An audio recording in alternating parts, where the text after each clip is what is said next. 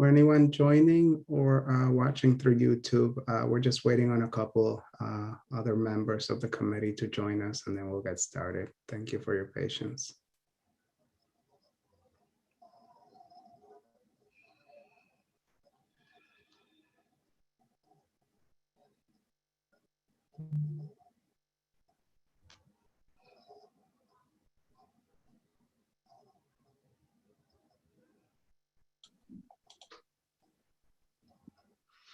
Hey, guys.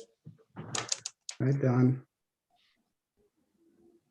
Okay, it looks like the whole committee is here. Elisa, are we ready to get started, or do you need anything to set up anything? We're all set. Thank you. You're welcome. Thank you for joining the City of Kingston's Common Council at our monthly Laws and Rules meeting. Today is June 16th, and before we begin, we would like to go over a few guidelines to help us navigate the system as efficiently and respectfully as possible. We ask that members of the public and press remain muted and off camera for the length of the meeting. The moderator for tonight is City Clerk Elisa Tinti. She reserves the right to mute anyone who unmutes themselves. Council members and city staff will control their own mute button. Good practice would be to mute yourself if you are not speaking to avoid background noise and feedback. If a council member or staff wishes to speak, they will raise their hand, and I will call on members by stating their name clearly for our audio listeners. All of our meetings are recorded. Both video and written transcriptions will be available to the public on the city's website. Although we will not be taking public comment tonight, you can sign up to speak at our monthly council meeting. Please email Elisa Tinti to sign up by noon of the day of the meeting, which is for next month. It will be on July 12th. Or you can submit written comments for the record by the same deadline.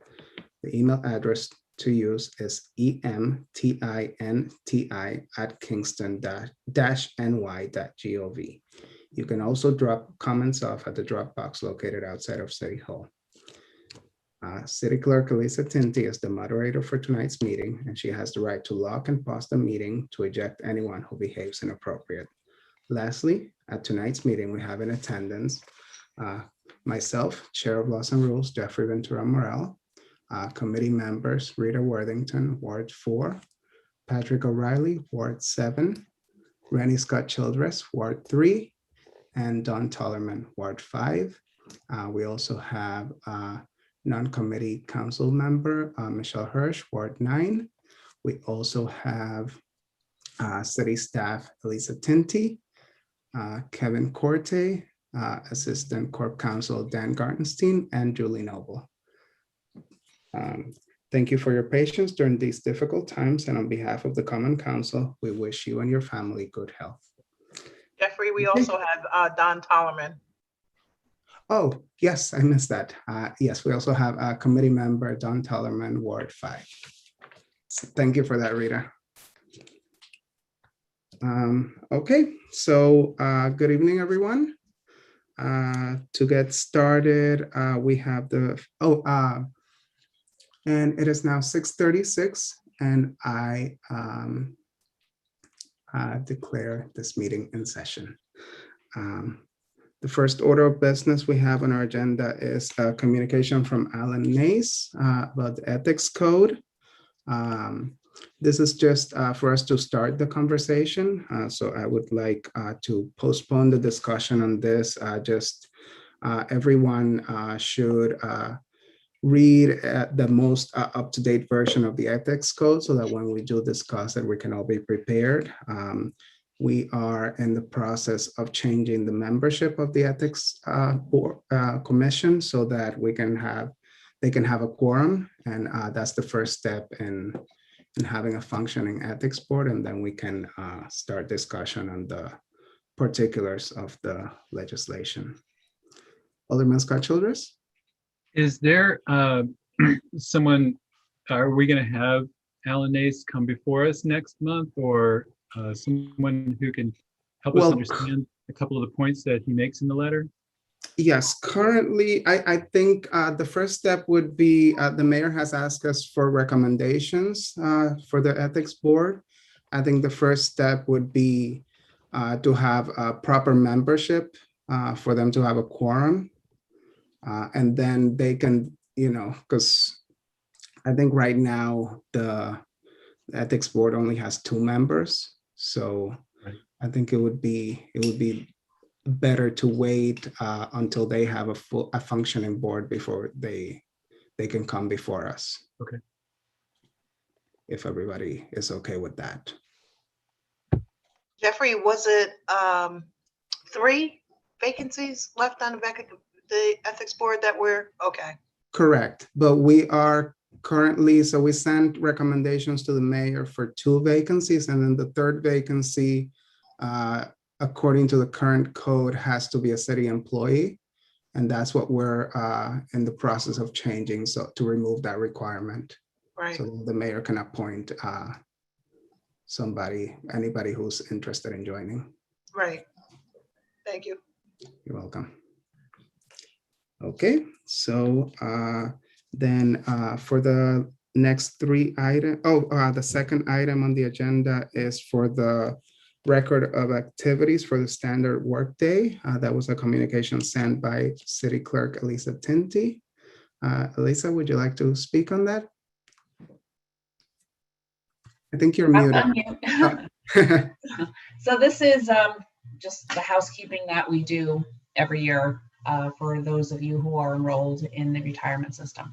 So this is actually for this year. I know it seems like we just did this, but that was a correction on the previous year's standard workday. So this is for 2021 for Michelle and Tony. Okay, thank you. You're welcome. Do we have a motion to enter into discussion? Motion by Rennie Scott Childress, second by Patrick O'Reilly. Anything on the question? Okay, hearing no discussion, I'm going to read the committee report I have. Is to accept the 2021 record of activities for the standard work day of elected officials. We have a motion and a second. Anybody on the question? Okay, all in favor? Okay, passes unanimously. Thank you. Thank you.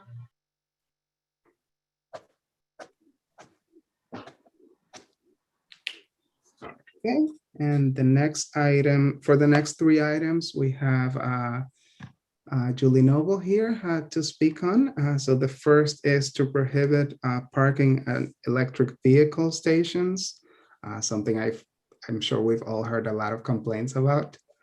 So Julie, go ahead. Great, thanks for having me. Thank you. I'm not sure if you have all had complaints yet, but certainly we have as a city. There have been complaints, specifically this action was directed by a request from the Department of Public Works, which went to the parking supervisor and then came to our department. So I've been working with our environmental specialist, Ellie Gartenstein, who's also here tonight. And so just a quick background on this, the city itself has 5 different electric vehicle charging stations, 4 of which are public. We have them in the Cornell Street lot, the Visitor Center lot, the Dock Street lot, and at the Building Safety Office. There are more electric vehicle charging stations than that in the city, but those are the ones that we are operating publicly. And we installed them several years ago and actually have plans to do 2 more, one at Prince Street lot and one at Dietz Stadium in the next year or so. Up until now, we haven't had any laws on the books that say that if you are parking a non-electric vehicle that you can have any kind of violation. It was also not permitted on a state level. And so we've been using a warning system up until now, which didn't have any kind of violation associated with it. And as demand for those spots has grown, we have seen, unfortunately, more people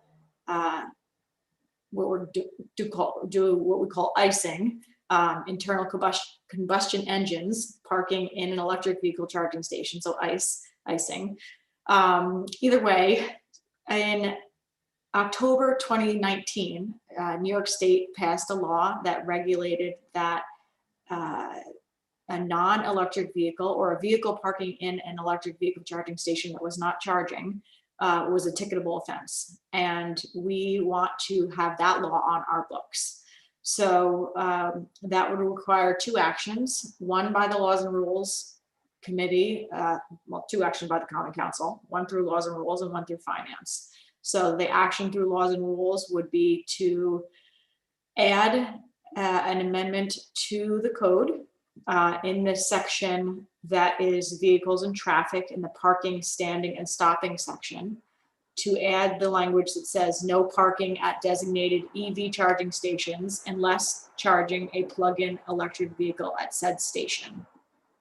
We're proposing also that Finance would review this, and the ticketable offense would be a fine that is consistent with our other offenses, which is an initial fine of $20 and a fine of $40 after 15 days. If this is approved and moved through, we would put up the signage at the EV charging stations that would indicate such, and parking enforcement would do the enforcement. We have spoken with the comptroller's office on this, the parking enforcement office on this, and everyone, both of those offices are on board with this process. So that is why we're here presenting that. Thank you. Any questions for Julie Noble? Don Tollerman and then Rennie Scott Childress. Hey, Julie, how can you tell, pardon my froggy voice, a little sick today. How can you tell when the charging is complete? So when you pull in with an electric vehicle, and if both spots are taken, you are able to tell when you swipe into the system. So all of the system that we use is networked into ChargePoint, which is a sort of universally available system. And it will tell you that someone is done charging, and then it is protocol typically for an EV driver to then remove the plug from somebody's car that is completed and put it in your vehicle's car if an auxiliary spot is available. Each of our locations is one unit with two plugs, so two parking spots. But should one of those be completed, and there happened to be another spot in the third or fourth parking spot, you could unplug them and plug into yours. So there would be a sign for people who are parking it to inform them. Yes. Mm-hmm. Okay, this is an aside that has nothing to do with the question, but and you mentioned that in the future you're planning to do one spot at Dietz. I would just, if we can explore much more than that, I think that's, we would want half a dozen, by the time it's installed. That's the trend, and one seems way short, but that's another conversation. Well, just to that point, it's actually going to be 4. So we have a grant to put in 2 spots, the equivalent of what we have now in the other lots for the level 2 charging stations, which is what we have now. And the state is putting in 2 spots for a level 3 charging station, which is a high-speed charger. So it'll at least be 4. Thank you. Thanks. Alderman Scott Childress, and then I saw Patrick O'Reilly's hand. Yeah, thanks for this, Julie. I think it's a great idea. I'm just wondering, this might actually be more proper for the Finance Committee discussion, but is it conceivable to add in at some point a penalty of towing a vehicle that's in one of these parking spaces? Because it seems like to me like the point is to open up the spaces for electrical vehicle charging. And if somebody parks a car, gets a ticket, then they just leave it there, it's not resolving the issue, which seems to be access to the thing. So I just wonder, I don't know if you looked into that, but if that's possible. Ellie, can I ask you if you talked to Dan about that? Really? Not you, Dan, the other Dan Quisnell. Hi, everyone. I'm Ellie. I'm the environmental specialist. I've not talked to Dan about that. I've not talked to the comptroller's office about this. I received a request from DPW to write up the legislation, or to write up the legislation to indicate it would only be a fine. Whether or not we want to go ahead and start towing people, I think is probably at the discretion of parking enforcement or DPW. I don't know who tows. Julie, do you know who does towing for the city?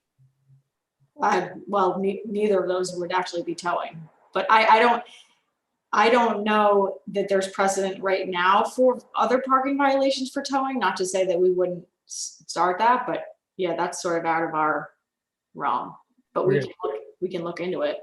Yeah, I can look There's into just one person to ask the question to. It's not a huge deal. I'm mostly curious, but would like to know.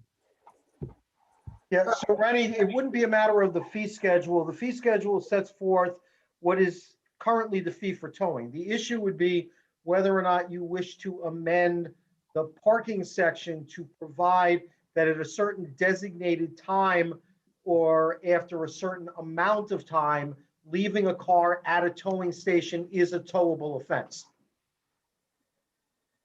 So it would be a laws and rules determination. Okay. You're saying? Is that what you're saying, Dan? Yes, that's what I'm saying. But what I would suggest is that, we need to see how frequently these tickets are written and how often this becomes a problem. The first step is authorizing the violation and listening to the parking enforcement people as to whether or not this is happening frequently enough or whether people are ignoring tickets that are issued to the extent that we need to consider towing. Yeah. Okay, great. So I hear you saying we'll wait a while and see how it goes if we pass this and we see how many tickets are written over the next period of time, and then we'll take it from there. I'm fine with that. Okay, yeah, and I will just say anecdotally, because I walk and check the EV charging stations regularly, as I would, there are certainly a few folks that are repeat offenders because they are pretty convenient parking spots. So I would hope that a ticket would do the job, but we'll have to see. Thank you. Alderman O'Reilly and then Rita Worthington. Hi, Patrick O'Reilly. Wondering, Julie had explained that the electric car etiquette is to check, see if the car is charged, remove the charger from the car, and then plug it into your own car for charging, and that's okay. Now, from what you described, the car that was in the charging spot is now not charging. It's just using the spot. Do they get a ticket? I actually think that the state law states something about being there for longer than 30 minutes after you're done charging. I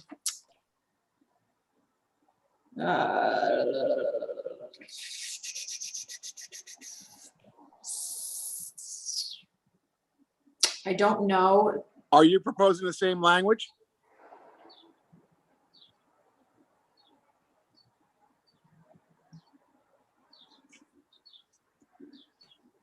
Okay, provided, however, that an electric motor vehicle disconnected from the electric vehicle charging station for no more than 30 continuous minutes while stopped, standing, or parked in such space shall not be in violation of this subparagraph.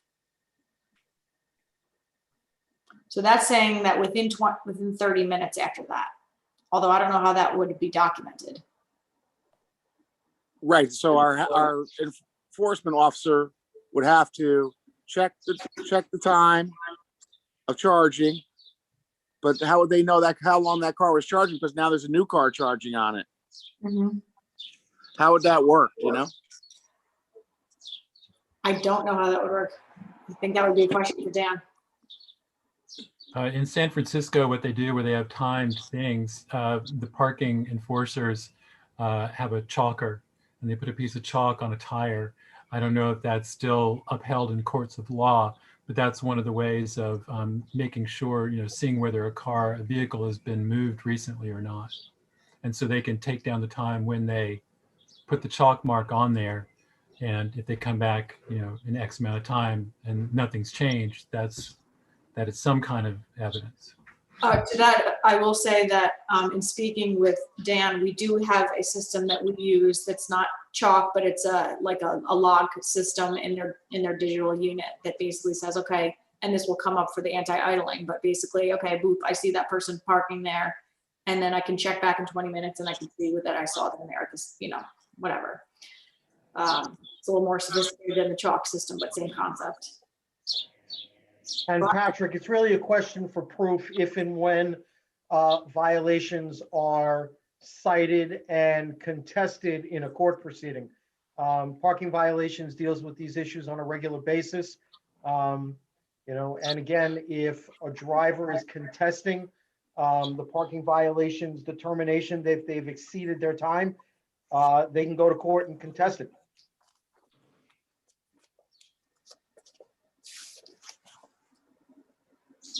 You done, Patrick? Don't we want to try to avoid those kind of things, Dan? Don't we want to try to make the law or the regulation that we're proposing here, kind of avoid that kind of thing, so that people know exactly? Experience, Patrick, in my experience, making it a violation and giving parking enforcement the authority to monitor and enforce it is going to have the desired effect. We will see how frequently this becomes an issue. Realistically, as Julie pointed out, there aren't that many of these spots in the city. There are serial, I shouldn't say violators, because technically it's not an offense yet, but once those particular drivers get the message that it is not allowed to park there, our experience is that the problem will abate. Yeah, well, yeah, I wasn't even really talking about that. I was talking about the guy that was charging his car, got the next guy comes along, and the charger gets pulled out, and his car's sitting in the spot, not charging. And my question was to Julie, does he get a ticket? Or her? If the car has been sitting there with that in the charging spot, not charging. And it's an electric car. If the parking enforcement officer has reason to believe that it has been there not charging for a period in excess of the statute, then they have the authority to issue the ticket. Generally, what is going to happen is that the parking enforcement officer will speak to the driver and say, you need to move your car. I will also say, and again, anecdotally, and this is just anecdotal, but the spots around the park EV charging stations are usually always taken because, again, they're the most convenient spots. So even having another additional spot available next to those is not extremely common. What I'm saying is, since we've had these plugged in, of course, I'm not seeing every single situation, but I have yet to see a situation where somebody plugs next to it. That being said, I, as an electric vehicle electric vehicle driver, have done that in other places, but I haven't seen it here yet. I don't feel like our demand is that high yet. I'm also guessing that most people that drive electric vehicles know how long it takes to charge, so they would know that if my vehicle is going to be charged in an hour, I need to come back and move it. It's also not really likely that somebody would fill their entire vehicle with electric in the amount of time that they're spending in one of our parking spots. It takes a while. Okay, thank you. Thank you. Okay, Rita Worthington and then Michelle Hirsch. All right, thanks, Jeffrey. Hi, Julie. All right, so it sounds, so these spots, these electric charging stations, they're supposed to, throughout the day, just remain empty. You only need to go into that spot if you need to charge, you charge, and then you leave. Is that, okay, so that's what we're trying to do. So actually, Patrick stole my thunder when he asked a question about, if it's an electric car sitting there, do they still get a ticket? But I wonder, though, has the city done any kind of, if there was a car there sitting there and not charging, or they did charge, but they're still sitting there, have they gotten warnings or any kind of signage saying that you should move your car, or, this is not a parking space per se? Yeah, I mean, so I certainly want to clarify that the EV charging spots are not considered VIP for people who are EV chargers. Like, you are only parking there if you are plugging in. If you're not charging and you're an electric vehicle, you should be parking somewhere else. So to that effect, again, since we haven't had the authority to issue violations early on when we established these parking areas in concert with the parking supervisor, we developed a warning ticket thing. It's not even a ticket, it's just like a piece of paper that has a warning on it that basically says, hey, either you're parking in the wrong spot or like you're full already and you shouldn't be parking here. The last way that we left that was that Dan Quisnell was going to be managing that and that he would keep track of how often that was happening. I don't actually know if that came to fruition or not. I don't know if it was executed. I don't know if it was used at all. And I don't know, frankly, and I can't speak to how often or what sort of enforcement has been done on EV charging stations at all. I don't want to speak for Dan, and I don't know. Frankly, I haven't asked him. So I can only speak to what I've seen anecdotally of people that are icing, but I don't know what our city's policy has been up until now. Okay, thanks. Thank you. Alderwoman Hirsch? My questions ended up getting answered by previous older people. Thank you. Thank you. Any other questions for Julie? Okay, so I will call for a motion to enter into discussion. Motion by Ronnie Scott Childress. Is there a second? Second by Rita Worthington. Okay, anything on the question?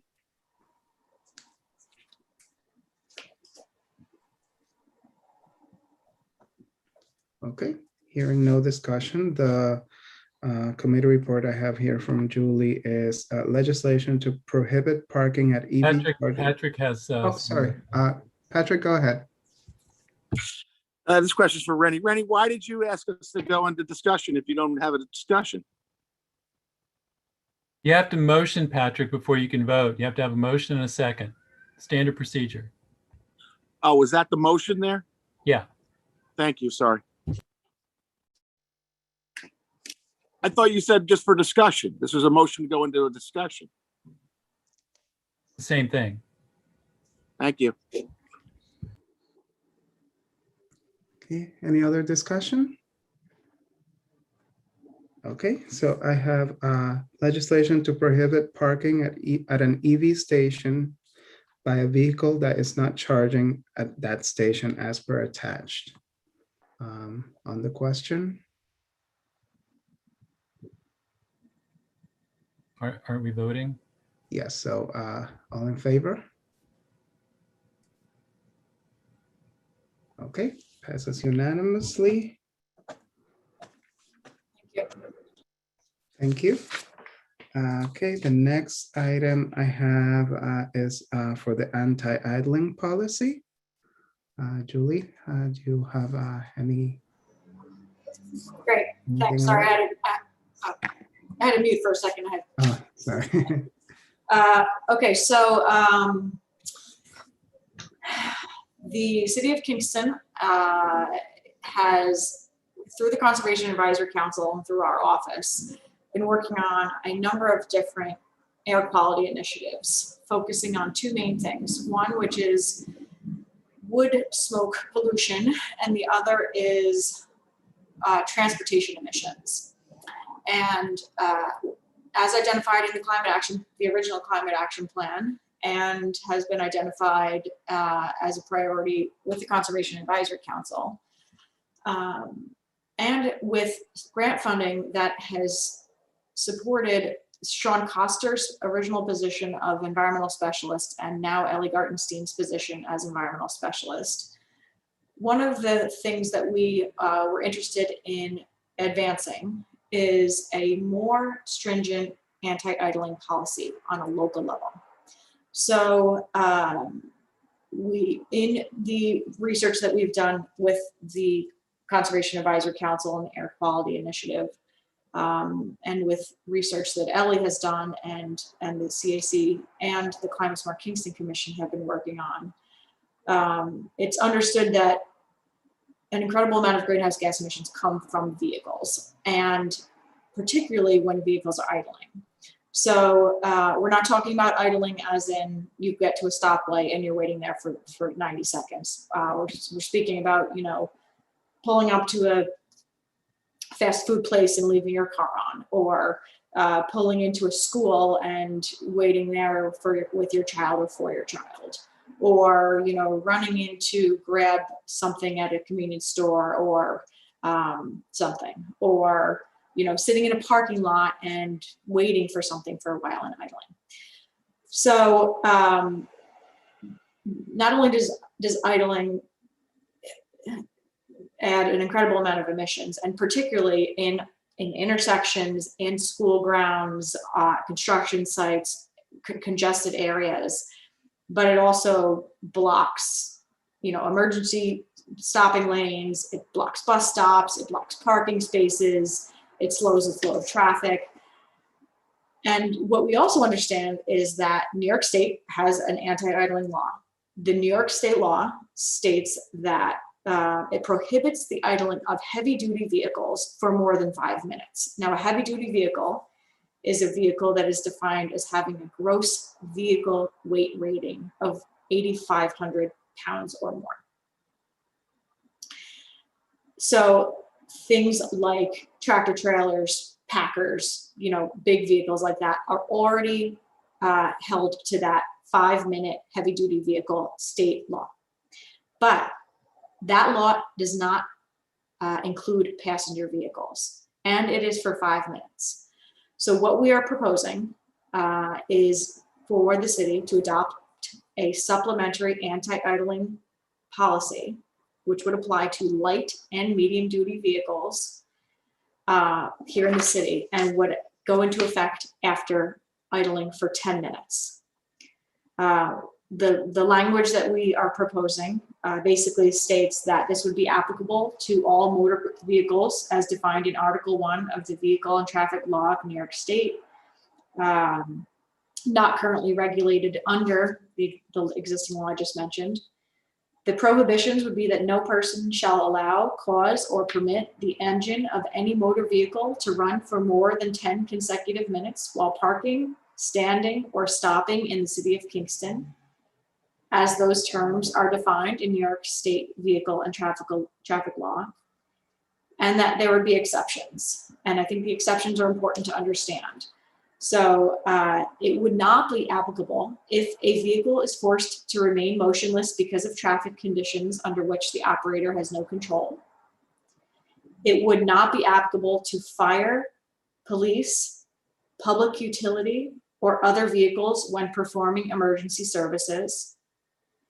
It would not be applicable when a vehicle engine is being used to provide power for necessary auxiliary functions such as loading, discharging, mixing, or processing cargo, controlling cargo temperature, running equipment, construction, lumbering, oil or gas well servicing, or when operation of the engine is required for maintenance. And this last specific caveat is a recommendation from the parking supervisor, which is that it would also not be applicable when a snow emergency is declared in the city of Kingston. I should mention that this ask of you all is part of a larger process, as I mentioned in the beginning, with air quality, but also a policy that we are developing for the executive branch is a green fleet policy that defines, and this started when Sean was here as well, is that really defines how we should be purchasing our vehicles, how we should be operating our municipal vehicles. This is municipal vehicles. You know, this how we're using them, how we're trying to be as green as possible with our fleet, which we have control over and which we're able to green. So this goes beyond our fleet. It includes our fleet, but it would then go beyond to the community as well. In addition to the actual legislation that we are asking for, a penalty for offense, which would need to go before finance, would be affiliated with this as well. And in alignment with the other parking and traffic violations, similar to the EV parking, it would be a ticketable offense with an initial fine of $20 and a fine of $40 after 15 days. So we have, in this process, we've worked again with Parking Enforcement Office. We've worked with the Comptroller's Office. There's certainly a support from the Conservation Advisory Council and Climate Smart Kingston Commission. And we've worked with the Health and Wellness Office to develop this language, to bring this policy and this ask to you all. So that is what we're asking. Ellie, I'm not sure if you wanted to add anything else or if we wanted to take questions. I have nothing to add, but if anyone has any questions, I can certainly answer them.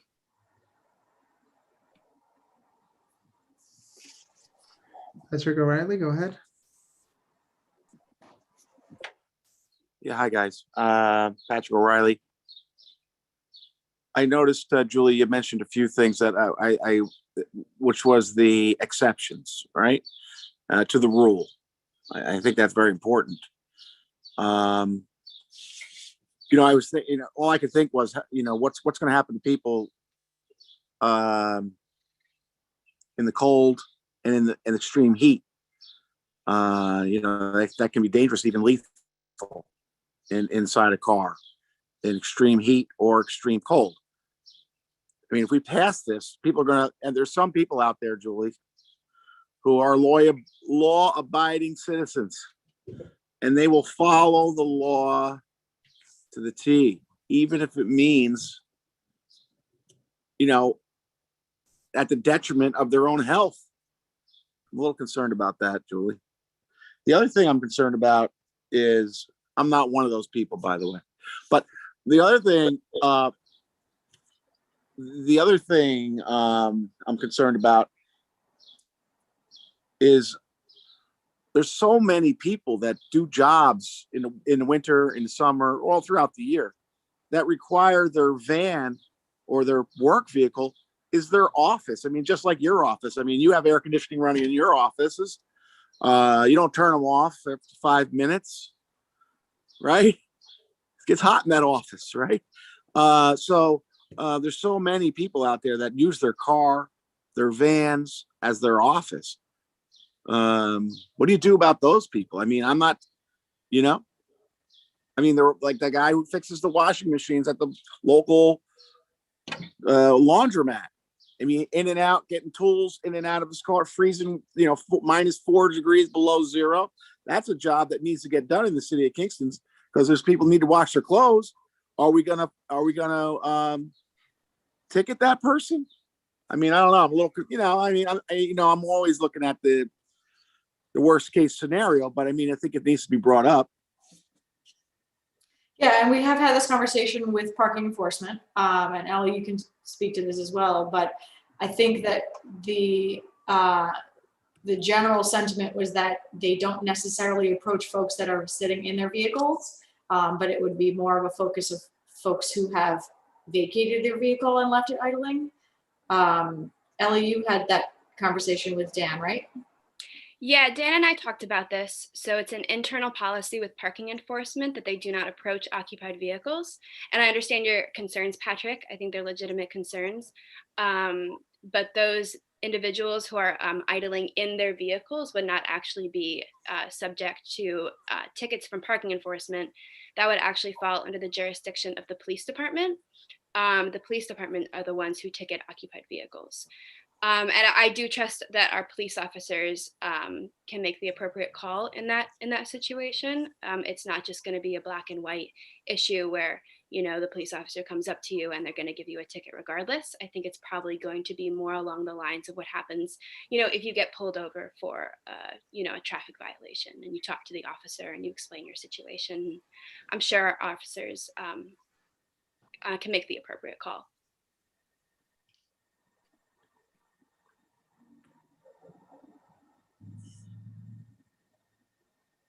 What about the workers that use their cars as their office. Running equipment, I mean, if they're running equipment, that was one of the. No, they're not running equipment. They're going in and out of, they're using tools out of their trucks. They're going in to write up the bill, you know, for the customer. You know, they're doing all sorts of things in and out of their truck. What do you do? And they're not in their truck because they had to go inside and do something for 5 minutes or 10 minutes, whatever, and then come back out. What about them? They have to turn their truck off and on every time they get in and out of their truck, or are they going to have to get in a freezing truck to do their work? Well, if they're parked on if they're parked on private property, then parking enforcement doesn't have the ability to go on that private property and ticket the person. Additionally, with police officers, I'm not sure if a police officer would go up to private property and ticket a running vehicle on private property. Although I don't know, I don't want to speak for the police officers. But again, I do think that this is a conversation that the operator of the vehicle could absolutely have with the police officer. And I do trust the judgment of our police officers, and I don't think they're just going to give erroneous tickets for the sake of giving erroneous tickets. I don't think they're going to either, but they when they see a vehicle that's no one's in it, and we live in a city, so most vehicles park on the public streets.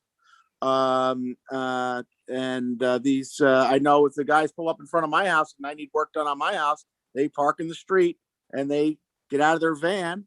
And if it's 4 below zero, they're going to leave that van on. Are they going to get a ticket? Yeah, and Patrick, if I can just jump in, just like any other ticket that's issued in the city of Kingston, if the recipient of the ticket is contesting it, they file an appeal, and the appeal is reviewed. If they set forth the facts that you just described, the ticket will, likely be dismissed based on those circumstances. With your good judgment. Now, I was just kidding. Now, why don't we just add into the exceptions that if you use your vehicle as your office, you can idle, just like a police officer can idle, because that's his office, that's his or her office, the police car. We're not telling them to stop running their vehicles. Well, I mean, it does. So the exceptions do include public utility, and they also include construction, and they also include running equipment. So are you thinking that there would be another category that doesn't fit into those? Yeah, well, the example I gave, the guy's somebody who's fixing washing machines, running in and out to get his tools into uses his truck, parks his truck at home, gets in at 8 o'clock in the morning, and then at 5 o'clock at night, parks the truck in the driveway again. That's their office. That's their office. They fix washing machines. Are we going to ticket that guy because he doesn't have a tool running in his truck? Or are we going to say, if you use your truck as an office, you get to idle? Sounds reasonable. In the legislation, under auxiliary functions, it does leave room for additional auxiliary functions that aren't specifically listed, that aren't necessarily construction or cargo regulation. I don't have the language right in front of me, but Julie, I think it's in the last line of that exception. Could you just read that? A vehicle engine is being used, shall not be applicable when a vehicle engine is being used to provide power for a necessary auxiliary function such as loading, discharging, mixing or processing cargo, controlling cargo temperature, running equipment, construction, lumbering, oil or gas well servicing, or when operation of the engine is required for maintenance. It doesn't seem to fall into that category.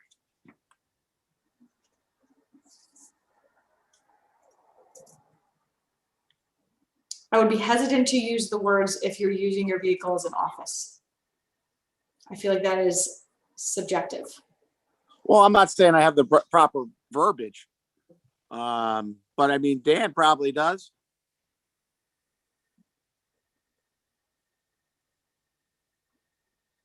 I mean, is it a problem? I mean, don't you all agree? Or you don't agree? Yeah, I see a lot of hands. I don't know if anybody was answering to Patrick, but I saw Don Tollerman, then I saw Tony Davis, then Rennie Scott Childress, then Rita Worthington. Ellie, thanks for your insight, and Julie and Ellie, I think this is just a great idea. So I really am glad you're bringing it up.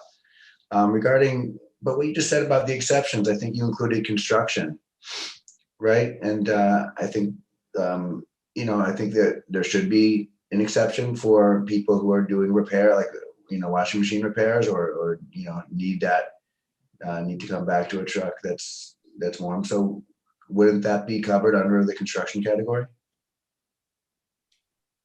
And if not, then I think we should just make a motion to make this exception, add another exception that's more specific to workers that that do need to go in and out of their vehicle to service a home or a business. Yeah, I mean, I think that really the interpretation would be up to Corp Counsel's office, but you're all the legislators. You can change whatever kind of verbiage you want to change. I mean, Ellie, the language that you pulled from here, you didn't create on your own, right? No, this language is kind of a mashup of about 20 other municipalities' anti-idling legislation across the state. I did pull what I felt was relevant and important from, a whole packet of anti-idling legislation. And I'm sure there is something within those, 20 other municipalities' legislation that pertains to repair. And I don't think it would be an issue to add a specific exception for repair, if that is something that is agreed upon. Thank you. Okay, I think next was Alderman Davis, unless Rennie, did you want to answer to that? I was just going to offer some language for that. So Tony wants to go first. That's fine. Alderman Tony Davis here. Thank you, guys. I know I don't sit on this committee, but I came in a little bit at the end, police commission, and then trying to get some dinner in here. But this is about idling, right? And we wanted, I think what many of us are all concerned about the environment, and I think this is where this is running from. If you're going to leave a car idling, it's bad for the environment. And if we keep on doing exceptions, we could have a lot of exceptions. We could have somebody who's an insurance guy saying, "That's my office. I want my car to be idling," right? When I come out in the wintertime. If we keep on doing exceptions, it's going to be, it'll be a lot of big exceptions. And I believe, as Dan's daughter stated, she took it from 20 different municipalities. And and as Julie has stated, it will be up to the police officer who's going to be the one that's going to have to enforce this to make that interpretation. And I'm almost positive police officer, if he comes upon somebody who's doing a repair at somebody's house and they said, "Oh, why is we're going to take your cars," and he's like, he or she's saying, "Well, I need to get my tools and they have to stay warm." I don't think that police officer is going to write that ticket. And if they did, I mean, then they still had the ability and he or she to, come in front of the or send a letter to Corp Counsel or whoever is saying this is why, for the ticket enforcement anyway, and say this is why I had it. And I'm almost positive that would be that citation would be thrown out. I just think seems like it's good legislation. It appears to be good legislation. It appears to be good for many reasons, good reasons. And I'm persons, we got to try to save this environment for maybe not our generation, for the generations going to come. And but I'm just saying, if we put exception, then it's going to wind up being everybody's going to be able to idle the car.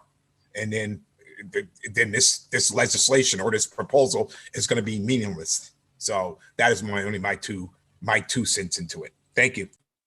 Thank you. I forgot what the order was. I think it was Randy and then Rita and then Patrick again. Yeah, I think that Patrick is raising one particular exception that we might want to consider. And I would, if we actually have a motion for this, I would like to make a motion at that point to add an exception that would include professional licensed repair workers engaged in household maintenance, household and appliance maintenance. So that would cover people who do HVAC, that would cover people doing, work on house, somebody who's repairing your washing machine or an industrial system, So something like that, I think, would be appropriate. I agree with Tony. I don't think we need to start adding exceptions for somebody who claims their car is their office. That's stretching this too far. There's pretty simple common sense idea here is that people who are unnecessarily leaving their cars running, we want to make it clear to them that there are consequences to doing that they may not be aware of. Thank you. Okay, Rita Worthington. Thanks, Jeffrey. Rita Worthington. So, I actually agree with Patrick on this. I think that we do have to have exceptions. What about food trucks? What about people that make their living out of their vehicles? Food trucks in the wintertime, they're going to have their cars running because it's cold. Also, people picking up their children from daycare and where they cannot find a parking spot because they have to pick up their kids and they don't want to turn their car off. They're waiting, or they have to get out and go get them. I think that we have to have exceptions because, and I get the legislation. I'm actually agree with the legislation because I know that it's an environmental hazard to have your cars running, but I think that we have to have some exceptions. I think we got to look at this a little bit more because we might be, excluding some people that may need to idle their car or be sitting in their car waiting for someone, and or if they're not, or running out, or again, I go back to the food trucks and people that make their living out of their vehicles. There are some, fortunately we are not them, but I just don't want to exclude people. I think we need to be inclusionary with all of this, and I feel like this may target some people, and we definitely don't want to do that. To the food truck comment, I think that both the terms processing cargo and also running equipment would capture the food trucks. But would the enforcers know that though?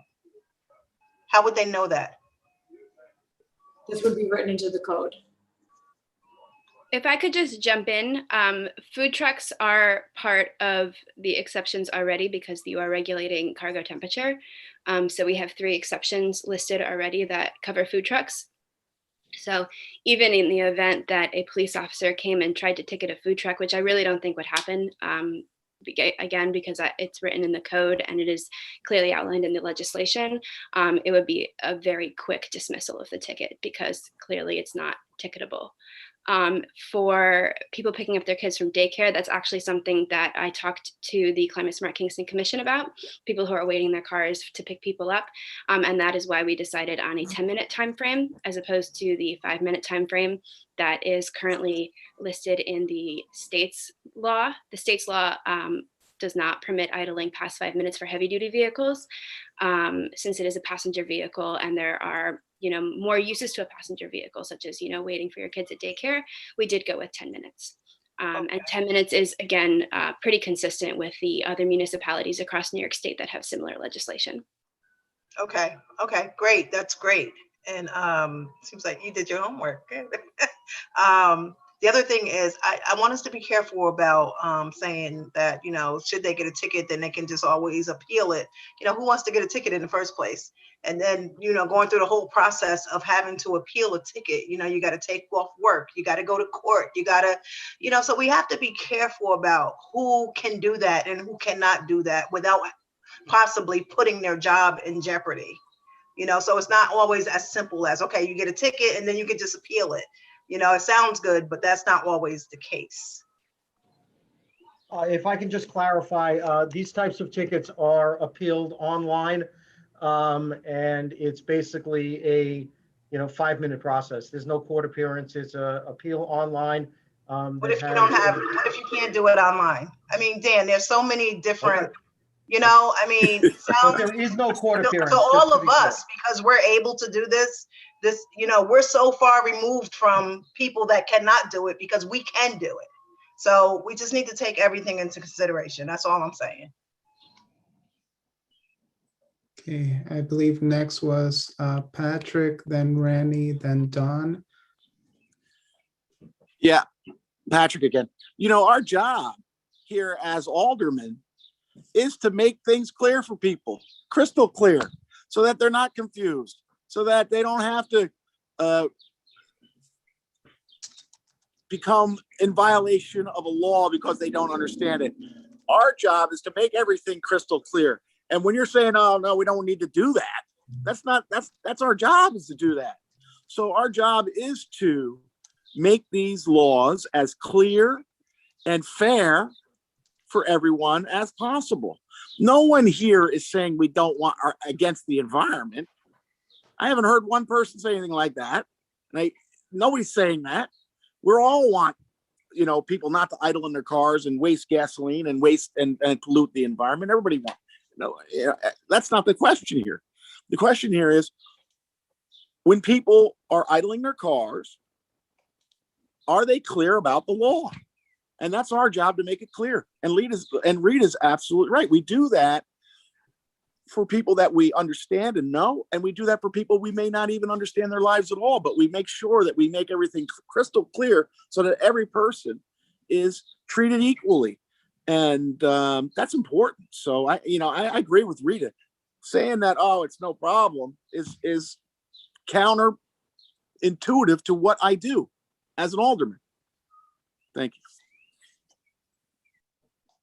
you. Alderman Scott Childress. Yeah, my understanding too is that KPD with these kinds of violations often does not go straight to a ticket, but would offer a warning first and then can keep track of what warnings have been offered, so that if somebody is a serial offender of this, that should show up in their records. That's what I understand. So that's why I'm not too concerned about this process. So if KPD is giving warnings first, that would be part of what Alderman O'Reilly is talking about, helping people to understand that there is a law about this and that they need to be careful in future about how long they let their vehicle idle if they don't fit any of the exceptions. Actually, Jeffrey, can I just respond, since I was Sure. the last one to? Actually, that was not my understanding, because I think I asked that question in the beginning. Have warnings been given as far as, cars sitting there? Well, actually, that was for the electric one. So I'm getting confused. But yeah, that's not my understanding. Why is that your understanding, Rennie? Well, it's Because I know when I park in an illegal parking spot, or if I'm over my limit, I'm getting a ticket. I'm not getting a warning. This is one of the things that Chief Tinty has told us before, that I forgot the exact class of cases, but that they offer warnings, before going to tickets. So I'm sure Dan Gartenstein can correct me if I'm wrong.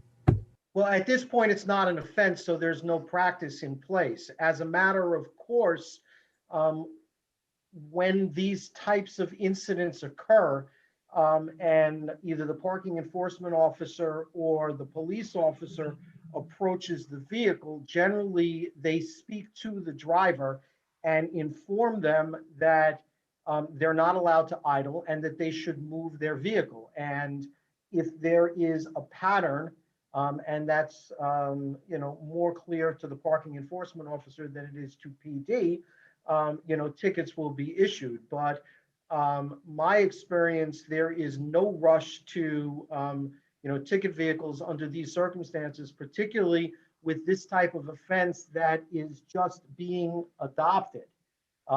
There will be a period of education, and the people who are enforcing it on the street will have a level of discretion, and will begin to notice the serial violators, and tickets will be given out when appropriate.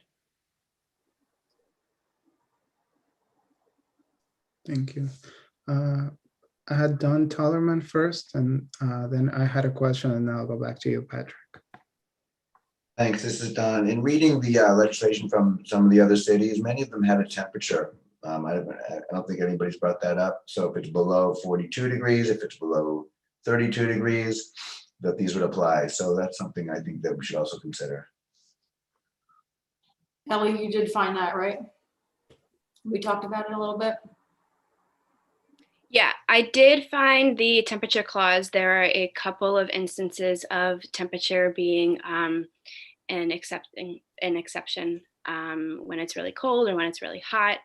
In discussion with parking enforcement, we decided to not include a temperature clause in our legislation, just to simplify it for the enforcement officers.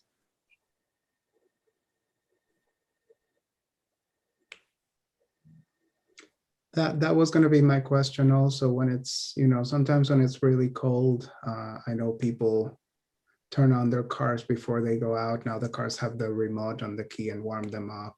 So would that mean they would get a ticket? That's also why we went with 10 minutes. Julie and I had this discussion for when it's really cold and, you turn on your car so you're not, freezing your fingers driving to work or anything like that. I personally believe that 10 minutes is sufficient in order to properly warm a vehicle. And for the hot days, I believe 10 minutes in a cool vehicle is sufficient to cool the vehicle. You could roll down the windows and stuff like that. If there is any interest in a temperature clause, there's definitely language for that within the legislation from the other municipalities.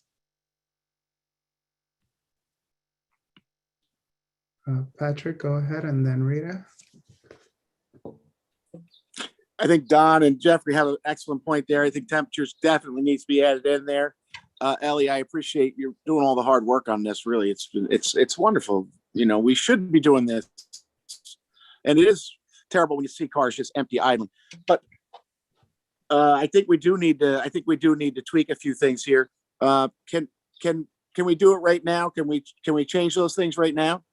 Can I say, I'd like to amend this resolution to say that we're going to change temperatures and we're going to change the repair people that Rennie has a language about? I think, I don't know. I don't want to speak for both of them, but I think it might be a better idea if we want those changes, since they're looking at 20, I think you said 20, Ellie, different models. I think it would be a good idea to give them a little bit more time to do that research first. All right. So Ellie, are you willing to do that research, and Julie, and come back to us? Of course. Yeah. All right. That would be great. I think that's the, and we Well, make the them up with other. option. Yeah, Patrick, the other option is just to get a consensus from, the committee as to whether those are exceptions that you want to add, and that language can be prepared between now and caucus, and then you can just move it at caucus. It's not that complicated to come up with 2 lines. We've certainly done that before, where the council has agreed on, general requests for amendments, and that the language has been perfected, in the interim before it's voted on. And that sounds great to me. I mean, that sounds good to me. Unless anybody has any other ideas for exceptions they want to put in. So this is Don. I think that's a good idea, that we make that exception, and also that we make it, 40 degrees or something. That we, because it's, we want to get something done, and it would be great to move this along. And I think I had Rita's hand, and then I saw Rennie. Yeah, I'm fine with getting the language down the way that we want to. I'd like to see it though before we actually pass this through. I don't know. I'm not sure what the rush is on this, as far as saying we need to move this along. Again, I'm for this. You know, I definitely think that it is an environmental hazard. However, unfortunately, I'm an offender, as probably most of you are, where we, you know, got to run into a store or run into somewhere quickly, and we don't want to turn our car off. So, you know, I think we, you know, it sounds simple, but I think we really need to make sure that, you know, this is right. The language is right. You know, changing the language. I'd like to see the changed language before we vote on it, you know, rather than just, it's important. So let's get it right, you know, sorry, let's get it right. So, you know, I'm for amending and changing, and I'm actually, again, let me repeat again, I'm for the legislation. I just want it to be correct.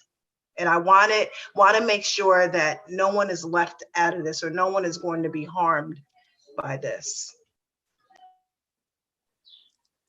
I agree with that. I just want clarification on when we're looking at the language. Are you all interested in us looking at an upper and lower limit temperature? Or just one or the other? Both for me. Yeah. Neither for me. I think temperature is a secondary issue, and it's going to be a hard one to gauge. But you know, if other folks want it, I will defer. But I also just think, you know, turn off your car. That's, you know, I don't see keeping your car on more than 10 minutes anyway, if you're not in it, if you're not with it. So the language that I would like to see would be the one exception we talked about for professional licensed repair workers. I like the temperature language. Yeah, my point was just about, I didn't even consider the higher temperatures. I was just thinking when it's cold, but I would defer to those of you who drive on that. Michelle Hirsch? I just wanted to add that, you know, there's a lot of human service workers that work, you know, out of their car all day too. So it's not just like licensed repair people that may need to be in their car updating progress notes and doing things. Like they really do literally work out of their cars during the day. So I just think that if you're going to expand the language for license, it should be not, you know, beyond that.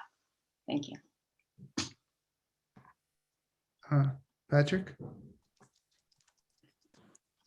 You know, we just want most people to comply with this, not people that it's going to, you know, be a detriment to their lives. We just want the people that it's not going to be a detriment to their lives to get, you know, do the right thing, right? Is that what we're doing here? We're not trying to get every person that, we're trying to get most people to comply to this law. That really, it won't affect them, but it will affect the environment in a positive way.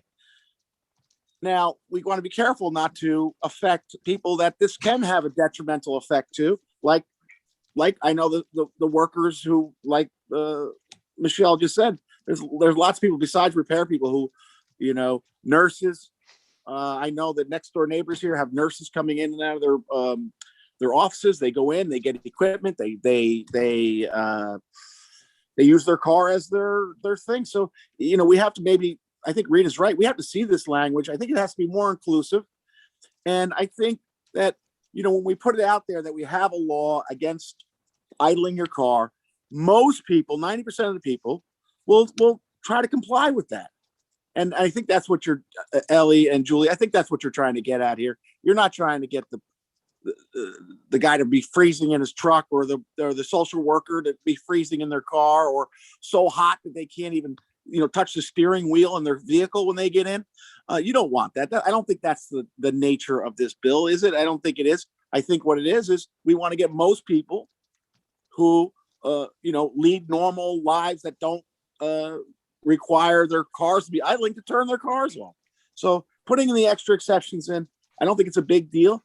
I think you'll get most of the people with this language to turn their cars off and to comply with it. And that's what you're really looking for here. And I think, to be fair, you're allowing the people who will be affected by this to not get a ticket. I think it'll work both ways. I think it's a win-win.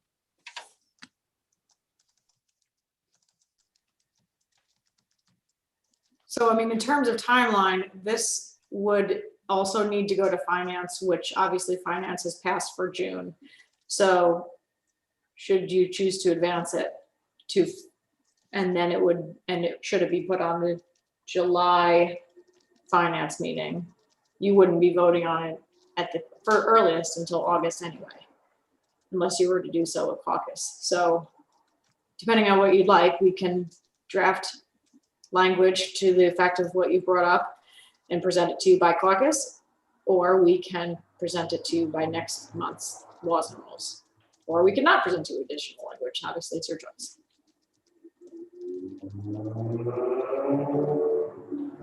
I would defer to the chair of finance for that.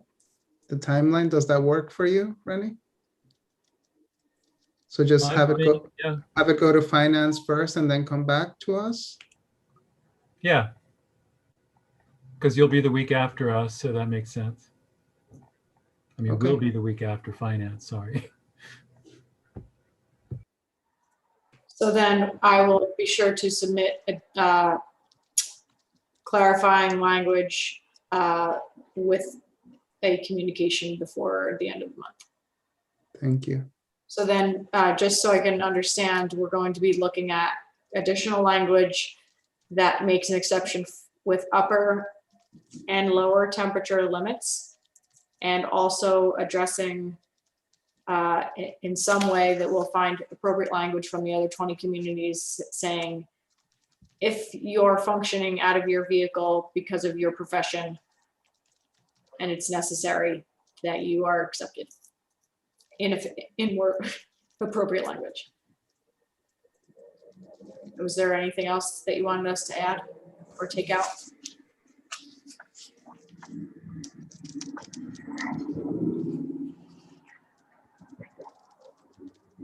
Okay, I think that's a yes. I think those were the two main concerns. I don't see I don't remember anything else coming up. Any other questions or comments before we move on? Okay, thank you, Julie and Ellie. Oh, actually, not yet. We have another item for you. We have amend the code to change Freon to refrigerant. I believe Julie will explain it better than I can, but I believe that's just changing it from the brand name to the actual material. Is that correct? Yes, that is the long and short of it. We have legislation where we reference in our solid waste code, we reference a trademark name, Freon. People sort of universally use the word Freon to refer to refrigerants. There's like a lot of people use the word Kleenex to refer to tissues. It's a proprietary name. It does not encapsulate all refrigerants, and this is a simple ask to expand that to literally change the word Freon to refrigerants to encapsulate all refrigerants and make sure that we don't miss any in our regulation. Rennie Scott Childress. I move that we adopt this resolution. Is there a second? Second by Patrick O'Reilly.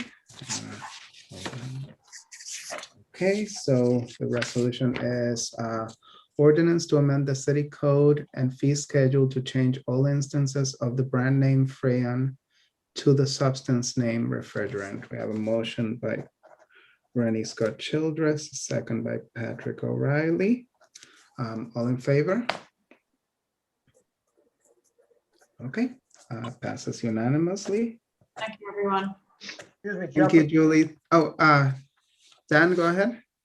This also needs to be referred to finance, and I believe the request was that it be considered at what is presumptively going to be a special finance meeting, because there are references contained within the fee schedule as well.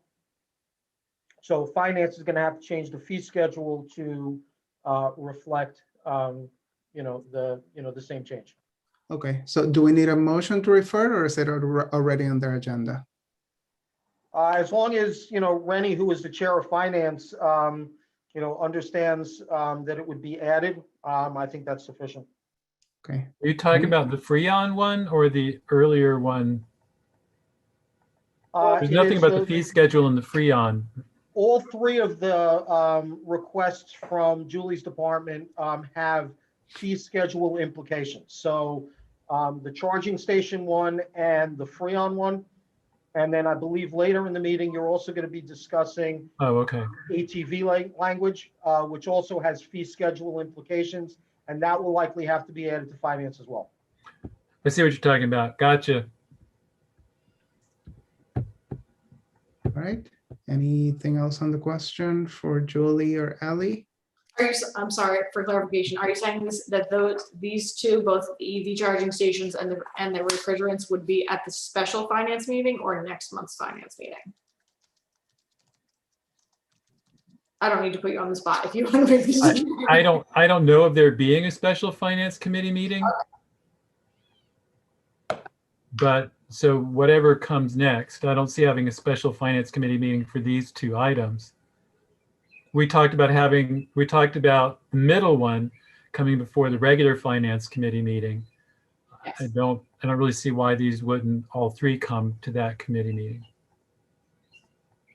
Okay.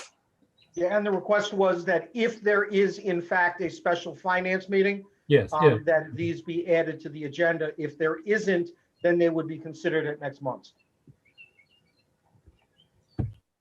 Thank you. All right, thank you, Julie, and thank you, Ally, for all your work and all your research. That was very informative.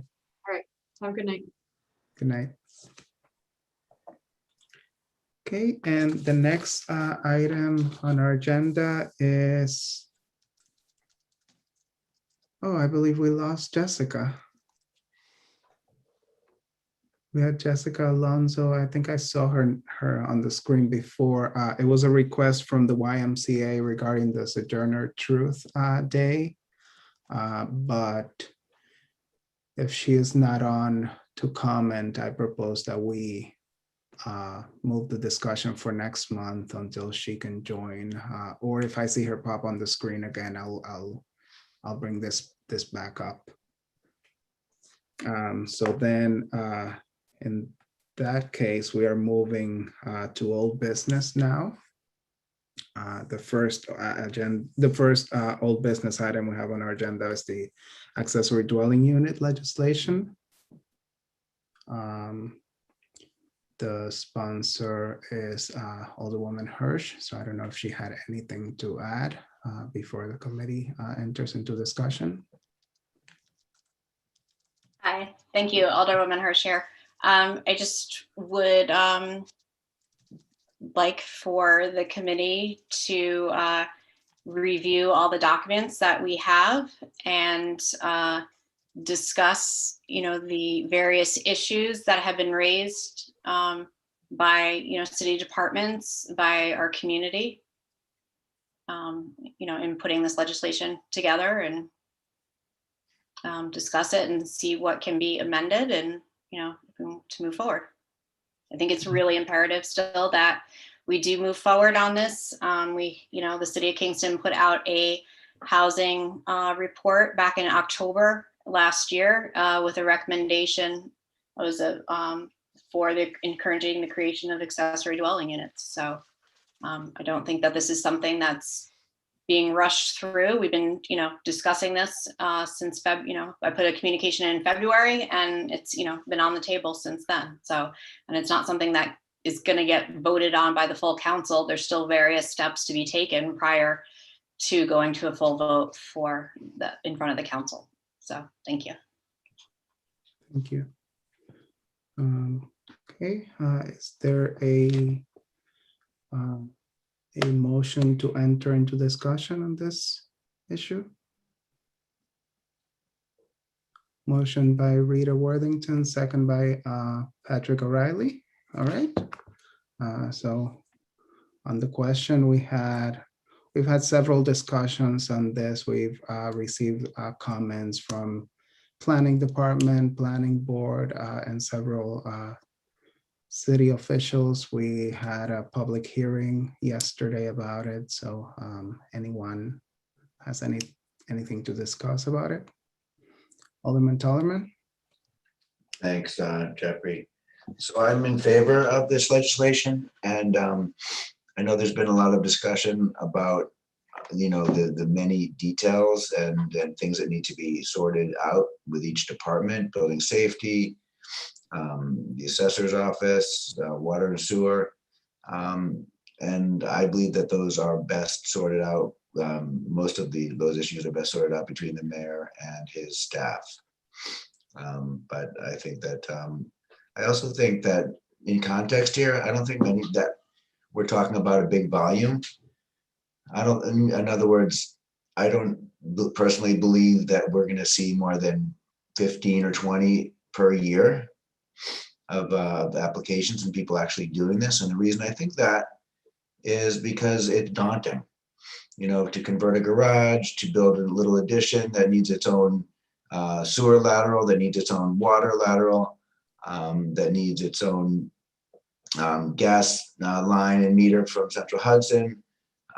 There's a lot of expenses, and that's not even talking about the architect or the carpentry, the plumbing, the electric. There's so much involved with making this happen. I really don't believe that we're talking about more than a handful a year. And we do need the housing. So, and I think it's a great idea if we can, get some more units in our inventory. But I think that the issues that are complex are best worked out between the mayor and his staff. Rita Worthington? Find my unmute button. Thank you, Jeffrey. Rita Worthington. So I too want to say that I am in favor of ADUs, and there is a housing crisis, and if this is going to help diminish that, of course, we are in favor of that. On the other hand, I am, we're legislators, so we act on behalf of the people that we represent, and so we must listen to any comments that we get and any opinions that come in on behalf of our constituents. So a couple of things I am concerned about, why, various departments of the city are not in favor of this legislation as it stands now. Now, from what I understand, everyone is on board with ADUs. However, people are concerned with the legislation as it stands now. I think we have to take that in consideration. City departments, they will be the ones that is enforcing this. I understand that there may not be a lot of applications that come in for ADUs. However, we still have to take into consideration comments that we have received about this, since we are acting on their behalf. I'd like to see this legislation move forward, maybe with some amendments and or additions to it. I'd like to take a look at other towns or municipalities that have actually passed this legislation and see how they've written their legislation and or codes or what have you, to see and compare, and then move forward. I want to make sure that this is right. I want to make sure that if we move forward, that then we're not backtracking and saying, oh, we need to do this and we need to do that and so forth and the other. I want to, this is important. So we must, and we have to make sure that this is correct. I'm just uncomfortable with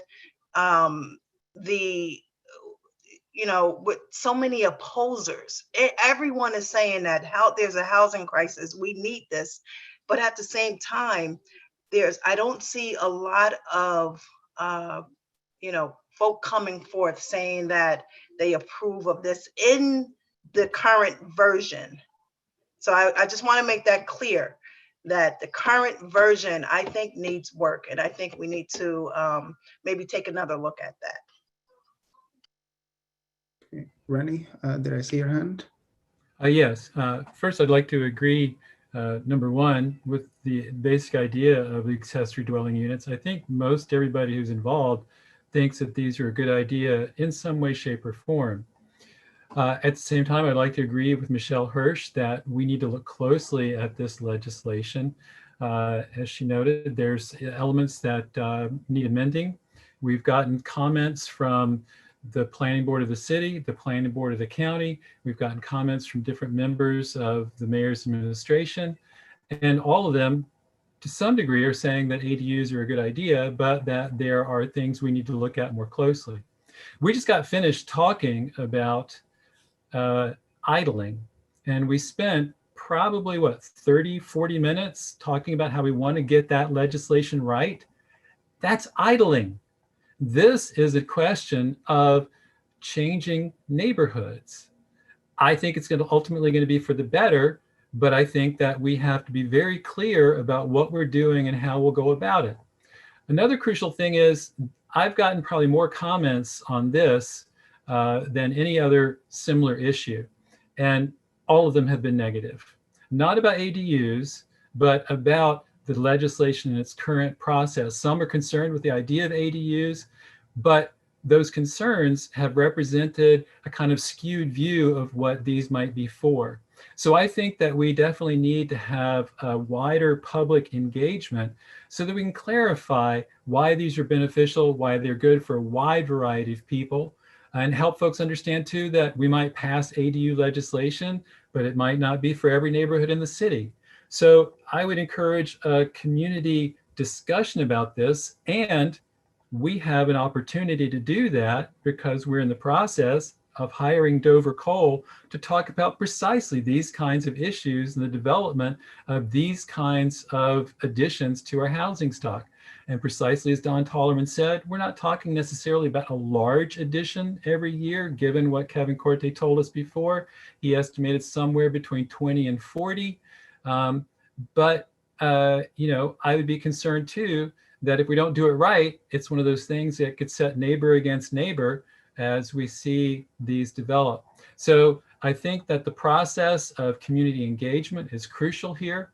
And we are in the process, from what I understand, of hiring somebody who would be doing exactly this. It would delay this particular process of adding to our housing stock.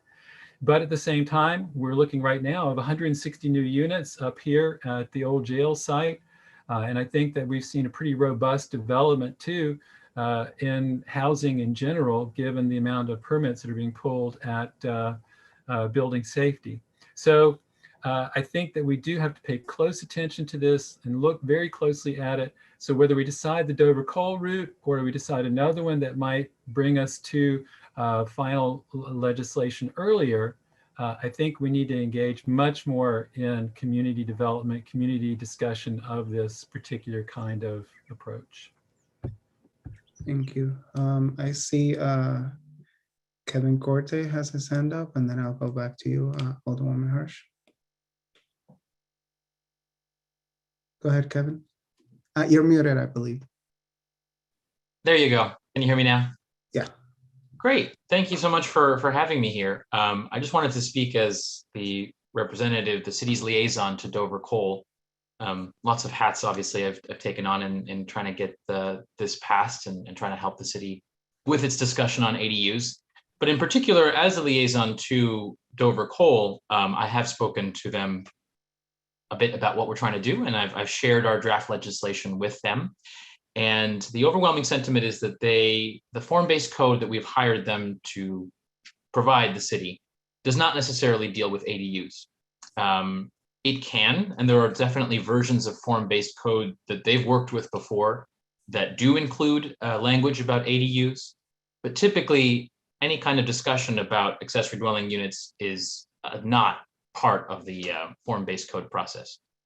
In my discussions with them, they indicated that they were very supportive of ADUs. They were concerned about the legislation as currently contemplated, mainly because they feel that there should be no parking requirements for ADUs. That was a position that was echoed as well by the Ulster County Planning Board. But ultimately, what they have indicated to my office is that they have experience and they are very much willing to help us integrate any kind of legislation that we do pass into the form-based code. In terms of switching hats here, as part of the Director of the Housing Initiatives Department, I do want to talk just very briefly about my work with ADUs separately to this legislation. So I don't know if as you've heard, we've received funds from enterprise community partners with something called the ADLN grant, or the Anti-Displacement Learning Network. And one of the proposals that my office has been preparing and that we will workshop with a larger project advisory committee, a committee consisting of community leaders, community members, and leaders of other nonprofits, is for a program that would help foster the development of ADUs. My recommendation, and at this point it is just mine, it hasn't gone out to public engagement, and it will, but at this point, what my office is recommending is using some grant funds to offer $5,000 grants to help in the construction of ADUs, to help in mitigate the costs that Alderman Tollerman talked about earlier, and to help encourage these units to be built in the city. In exchange for these funds, the program that I'm proposing would require that ADUs be rented out at an affordability metric that we're working to establish. So that's just one example. The other things that we're hoping to do with as part of that program is to provide something called permit-ready ADUs, or to hire an architect and an engineer to draft designs, to draft basic prints for what an ADU in Kingston could look like, and to have that form the basis for applications in the future. And that would really minimize the amount of work really that would have to be required of the building department and building safety and other divisions in the city to review applications as they come in. I say this because ADUs, as you know, have been used and implemented in municipalities across the country. So really, after studying the long history of ADUs, particularly on the West Coast, there typically is a pattern where an ADU legislation is proposed, it's passed, it's very restrictive, and as the years go on, it changes in some way to try to encourage and to leverage ADUs and make them more popular. So those are the experiences I wanted to bring forward, and obviously I'm working closely on with Dover Coal and with this initiative. And as a final point, I would also be preparing the environmental review for this legislation, as adopting this would trigger is a type 1 action under SECRA, and so it would require environmental review. And my office will be taking the lead on conducting that review as well. Quick question for Kevin, if I may. Sure, go ahead. Kevin, do we have a signed contract with Dover Coal at this point? We do not. No, we are they have presented us with the scope of work that has been approved, and I believe both the contract and the purchasing order are being worked on by Corporation Counsel and the Director of Purchasing here in City Hall. Thank you. So Alderwoman Hirsch. Oh, Dan, did you have, Dan Garnstein, I see your hand up. Do you have something to add to that? Yeah, as long as Kevin is speaking, and he did mention the SECRA process, and if he can just briefly describe what that process entails, because I believe it answers a number of the questions that were raised about community involvement and community engagement going forward, which is not only contemplated but necessary as part of the SECRA review.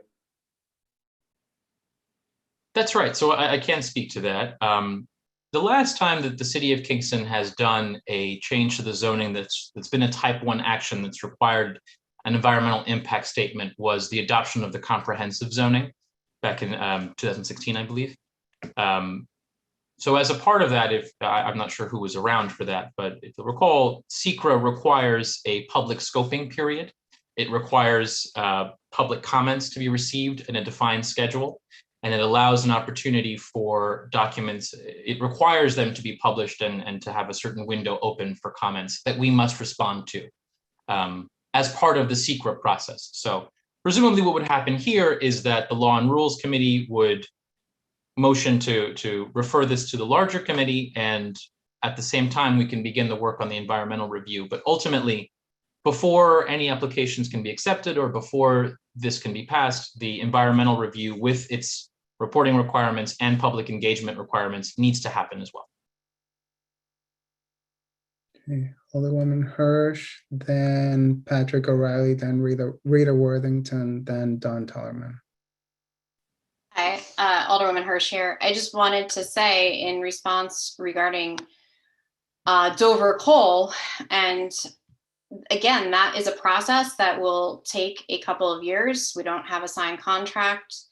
Again, there's also potential state legislation that is not DOA, as some people stated last night in our public hearing. I spoke to Assemblymember Epstein's office today. There is going to be a state hearing this summer. So that legislation is moving forward. That could come through before we finish with Dover Coal, and we'd still have to pass something anyway. So I just think that all roads point to doing the work now. We're here.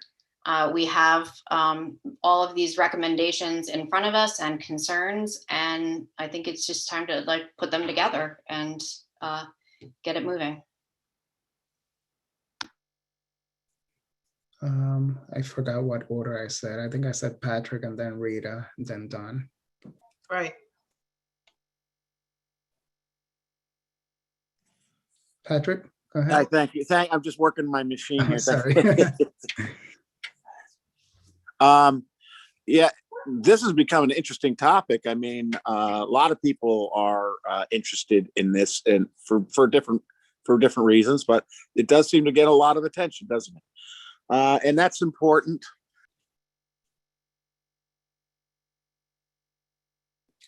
I believe you're muted again, Patrick. Sorry. That's great. All right, Jeffrey. Sorry about that. I said all that, and nothing happened. You didn't hear what I said. I think the last 5 seconds is the only thing. Okay. All right. There is a couple concerns. I would like to ask Kevin, since he has just stated that he's researched the history of ADUs, and I find that interesting. Kevin, you don't know me well, but you're getting a feel for how I behave. I'm a worst case scenario guy. What's the worst case scenario, Kevin? I mean, people are afraid that they're going to have no parking on their streets. People are afraid that gargantuan, ugly things are going to be built in the property next door to them. And overcrowding, and you hear a lot of things that people are afraid of. What is the worst case scenario? Have other towns done this and then retracted it because it turned out to be a bad idea, or that the public didn't like it? And maybe something so important like this, where it affects neighborhoods, as Rennie said, maybe the neighbors should vote on this, right? Maybe there should be a referendum, like. And I know this question is not for you, Kevin, but maybe there should be, if it's such an important topic and it really does affect everybody in the neighborhoods, well, then maybe everybody in the neighborhood should get a vote. I always, as you guys know, I throw this out all the time, but I really do think people should have a vote. Kevin, what do you about those first 2 questions? I'm here for you, Patrick. No, I really do appreciate trying to find out the worst case scenario. I don't think it's a bad way to operate. I think it's something we need to be considering. So what I did is I looked at the state of California, which passed the same kind of statewide legislation that New York is passing. So basically it's the biggest sample we have, right? So there are towns and municipalities, 45 million people or close to 40 million people in California. All of these municipalities passed some shape or form of an ADU law. And ultimately, the 2 municipalities, the ones at the very top, the ones that are really gung-ho about this, there are certain municipalities where the city is paying people to build ADUs in their backyard. In those municipalities, we're seeing that the highest rate of adoption is 165 units per 100,000 residents at the peak. So I analyzed the data from all ADU permits in all Californian municipalities for the past 5 years. And in the cities that have done the most possible, the highest rate of adoption is 165. That's where I came up with the number 40 as a worst case scenario for the number of yearly applications for Kingston. If we were to replicate the success of places that are literally paying people to put these up, that's about the highest rate that I can anticipate for units to be adopted, 40. In all of the cases, there is no municipality that saw more than a dozen applications of our municipalities of our size within the first year. They typically tend to go, couple dozen and then increase very, very gradually up to that peak. But like I mentioned, 165 units per 100,000 seems to be the max. Now, in terms of, has anyone ever redacted ADUs? I, funnily enough, did look into this, and the answer is no. So nowhere in this country has any municipality passed an ADU law and then been so stricken by horror, by the terror that was unleashed upon the populace, that they felt that it was necessary to repeal. Now, all joking aside, there have been instances where municipalities have passed ADU laws that have been very, very loose, that have not had, for example, the kinds of limits that we're putting here on size or on parcel or with any setbacks, that have seen, construction of ADUs that are just totally out of context, totally out of scale, and that they've had to then pass legislation quickly to adapt to those kinds of applications. That has happened before, but certainly not, that was kind of in the earlier days of ADUs when they were just kind of a concept that was just getting started. Here in the city, the legislation that we're proposing has a maximum size. It has a maximum or a minimum setback requirements. For fire safety and for other, it mirrors the legislation that the state is looking to pass. Unfortunately, what I can't offer you is many examples of New York municipalities that have passed ADU laws. And that's just because there aren't many. This concept is not really, hasn't taken off here on the East Coast. And there are a lot of reasons for that. There are a lot of, typically our cities are already pretty dense compared to the kind of single family neighborhoods of the West Coast. Although our housing crisis is very severe, I'm from LA, I can tell you that the housing crisis is no joke in the West Coast. The median prices are closer to $1 million in some areas of Los Angeles. All that to say is that this legislation gives us the opportunity to be ahead of the curve in Kingston. We would be ahead of Westchester. The county of Westchester has offered some guidance for its towns on a model ordinance for how to pass ADUs. A few of them have. They've seen very few applications so far. Personally, I believe because they were really quite restrictive. But we really have an opportunity here to pass an ordinance that can set the standard for what we see in the state. And if we do it right, I think we're going to get all the kinds of right attention in terms of grant funding, a lot of the research funding that's going out to this, and a lot of the funds that are working to make sure that ADUs are actually helping the community more than anything else. All right, Kevin, I'm also concerned about, you did mention that there's size limits, and is there parking limits? Is there any parking restrictions? So I believe as of right now, the legislation that we're contemplating does not require off-street parking. It only requires, so you do not need to add an additional parking spot to your unit if you're adding an ADU. Even though we're adding people, we're not adding parking. Okay. So the other thing is, now, let's say I have an apartment building that has 4 units in it right now, and I got a garage in the back of it. So now I have a 5-unit apartment building. Is that okay? Under the current legislation, yeah, that's fine. The only thing that we do require is owner occupancy. So in order to build an ADU, you need to prove owner occupancy on the property for at least a year. So the thought behind that is that, and this has yet to be proven, but the belief is that if we have this owner occupancy requirement, any kind of concerns that can come out of increasing and creating that extra unit, things that people are worried about, like the excess of parking or access to garbage totes and things like that. The belief is that having the owner occupancy requirement means that people are going to be more responsive about getting those issues taken care of. You're not going to see absentee landlords with 4-unit apartment complexes just squishing another one in. I mean, if they do that, they're going to have to live there as well. So there is also How long? Right now, the legislation is 1 year, 12 months, I believe.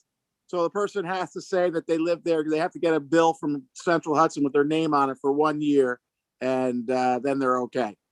Yep, that's right. There's lots of loopholes. There's always a way to game the system, and I'm here with you on trying to figure that out. But if we do this right, then yes, we would require a 1 year occupancy. Yeah, exactly. That's, so what about the concern I have? You already have a building that's been split into 4 units, and now you're adding 5, or you have a building that has 10 units. Can I add another unit to it and say it's an auxiliary and get $5,000 and say it's an auxiliary building? I'm running an apartment complex here, and you just gave me $5,000 to put another unit on. I'm running a business. Thank you very much, Kevin.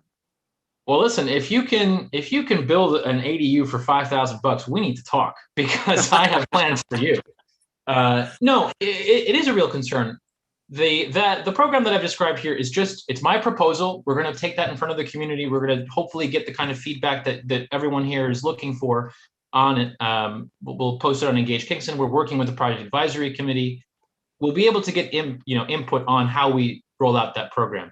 But as of now, if you do have 10 units and you do have a detached garage in some way, shape, or form, I'm not sure what kind of building follows that description in Kingston. But theoretically, yes, absolutely. And I am if it costs the city $5,000 to guarantee an affordable apartment unit for 2 years, if that's our cost, I think that's a good trade-off. We're spending a lot of more money on trying to rehab houses and build them from scratch to try to create some affordable housing. $5,000 is a trade-off that I believe is a good one if it means we guarantee some affordable housing. Now, Kevin, what about each one of these units, of course, is going to need all the protections that every other building has, right? You got fire, police, all the things that got water, sewage, all those things, all these extra added factors come in, correct? Yes, sir. And the same certificate of occupancy, same building inspection, same landlord registration as any other unit in Kingston. So we're worried about all that, but we're not worried about congested streets with parking? I will say, I as a person who just got their driver's license last year, maybe I'm not the person to talk about this at all. But, what I have is a map of every ward in Kingston and all of the vacant and abandoned properties in each ward. And so far, we have more than 200 empty properties. So by the calculations that I've given you, you will fill up the parking spaces that are currently empty because of the vacant homes in your wards in about 8 years. So will it be a concern? It's quite possible. But for right now, the bigger concern is you have a lot of vacant properties that are, they're not taking up the space that they could be. And if we fill those up and we add the units, we could have a problem, but we're just not there yet. We're not there as a city. Okay, thank you, Kevin. Yeah, I think we had Rita Worthington. Yeah, Michelle, do you want to respond? Yeah, I just wanted to just speak to Patrick's concern about verifying the owner occupancy, and it's a really very big, valid concern that I do share. And I know a lot of people in the city have that concern, and they should have that concern. But so Dan Baker, the tax assessor's office, said that they could verify owner occupancy through his office, and that is something that we could write into the legislation, and that we would also specify that the owner occupancy should be limited to individual homeowners and exclude LLCs and corporations. And I think that is a really good point that we should include. And having, the assessor's office who already does verifications for STAR exemptions for taxes, it just makes sense and is, a pretty good streamlined process that we should possibly consider and be accurate. And also so that we're not losing revenue with the assessments, if reassessments happen once the ADUs are built. Okay. Before we move on from Kevin, I had a quick question. You mentioned when you were talking about the seeker process, you mentioned involved agencies. Can you explain what those would be?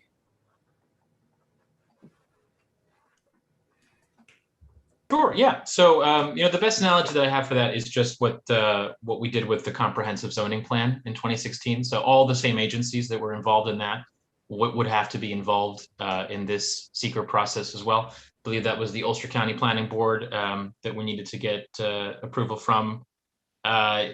in terms of determining who's a lead agency, I believe that that's decided by the mayor's office. And so in this case, I believe that it would be my office, simply because I got the short end of the stick, it looks like, and I have experience drafting secret documents. That's what I do, and it's what I did before I moved to the city. So that letter of lead agency determination is part of the secret process that would need to be published, and we'll have an opportunity to speak with involved agencies on that. So, but I do anticipate that it's a full form EAS. So it's a type 1 action, which means it's a little more involved, but the actual document will be fairly straightforward. Very similar, again, to what we did for the comprehensive plan. Thank you. Rita Worthington and then Rennie Scott Childress. Thank you, Jeffrey. All right, so I need some clarification here. So referring it out to an agency to be the lead agency in the secret process, does that mean that we would be referring this out in its current form now? And then whoever becomes lead agency would take over, make sure it goes through the secret process and so forth and so on. So that kind of takes it out of our hands because now someone else is dealing with it, right? So should we do that, then we have no say in saying that, okay, we need amendments to this, or we need to add something to this, or we need to get public comment. That now lies on the lead agency. I'm not comfortable with that. Michelle, this is your legislation. I'm not comfortable with sending this out to someone else for them to then take over and then say what they want in it, rather than us dealing with it ourselves. It wouldn't work that way. We have to make the changes now before it gets sent out. It gets sent out as a finalized, document. Right, and so prior to us sending this out, if we're going to make changes or amendments, we need to do that first prior to sending it out to have someone else take over as lead agency. That's what is that what I'm hearing from you? Yes, and we can even do that now. We can discuss that now. And I mean, we have a lot of documentation in front of us, and we've been reviewing these documents. And we've had a public hearing last night. So I think we have a pretty robust list of what everyone would like to see. Alderwoman, the owner occupied and verified by the assessor's office. That is a change that can be updated. I also want to take into consideration the comments that we received from the planning board and from the assessor's office and from others that we have heard. I don't think that we can do that right now in this meeting, and say this is the change that we want without vet. I think, we got to vet this. This is important in legislation, and I know, and I'm for it, but I think that we got to be careful here with, saying that, okay, let's just send it out. Let's make our amendments right now in this meeting and send it out without really having a good idea of what we're talking about and what, other departments are talking about. So I'm just not comfortable with it. I think that, I think we're moving too fast. I do. I know that we've been talking about this for a while, but with anything that's important and anything that's worth it, we need to dig deep and we need to make sure that we're doing the right thing. Alderwoman, if I can just answer your question first about the environmental review. The council and anyone in it can make any changes to the legislation at any point during the secret process, and it would simply be my job to update the environmental documents to reflect that. So any changes that you'd like to make, it's not like, starting the process sets it in stone in any way, shape, or form. The process, though, I will point out, is very long. We're not looking, if you begin the secret process in the summer, you will not finish the secret process until the fall at the earliest, because of state mandated comment periods and because of the reporting requirements. Also, the secret process requires us to have a public scoping where we have to respond to public comments. We have to publish them and we have to publish a response. So during the scoping, which is kind of the public's opportunity to speak about the document, they can ask questions, they can ask for changes, they can ask for clarifications, and we need to have a response that's published. And that's mandated by by SECRA, the law that governs that process. So at any point, if there needs to be any changes or any revisions, it's not my job in any way, shape, or form to mandate what this legislation should be. It is entirely up to the legislature to make that decision, and it's simply mine to update the documents to reflect the most recent version. So then why not have us amend and or make any changes or implement any changes prior to sending it out to seeker? Yeah, I think that's an option. I'm not, what changes are currently being contemplated is what I guess my question. Well, I think that's part of the problem. There's, you know, we don't know enough. You understand what I'm saying? I think that's part of the problem. Okay, yeah. I see, I think Dan Garnstein wanted to respond to that, then Rennie Scott Childress, and then I believe I saw Tony Davis's hand up. Yeah, if I can just clarify, there is, I think there's some confusion here. There is no sending the legislation out to an outside entity to conduct seeker. The proposal and the course of events would be that we are the lead agency for the purpose of seeker, and the resolution that is being proposed this evening is the City of Kingston through the housing office run by Kevin would be circulating an intent to declare lead agency status. So there's no sending it out to any third party who would have control over the city's legislation. I believe that if you look at the comments and the summation that Jeffrey prepared with regard to the concerns raised by the various departments, they really can be addressed sequentially this evening, and the vast majority of them can be resolved this evening prior to the document being sent out with the declaration of lead agency status. Sorry, where is that resolution? My understanding is that what we're actually discussing, the motion on the table is to discuss the ADU legislation. I don't see anything in that regarding a resolution to send this out to the seeker process, to enter this into the seeker process. The committee report that has been forwarded to Jeff reads declaring this a type 1 action and declaring our intention to be lead agency and forwarding that intention with the proposed legislation to involved agencies to begin the seeker process.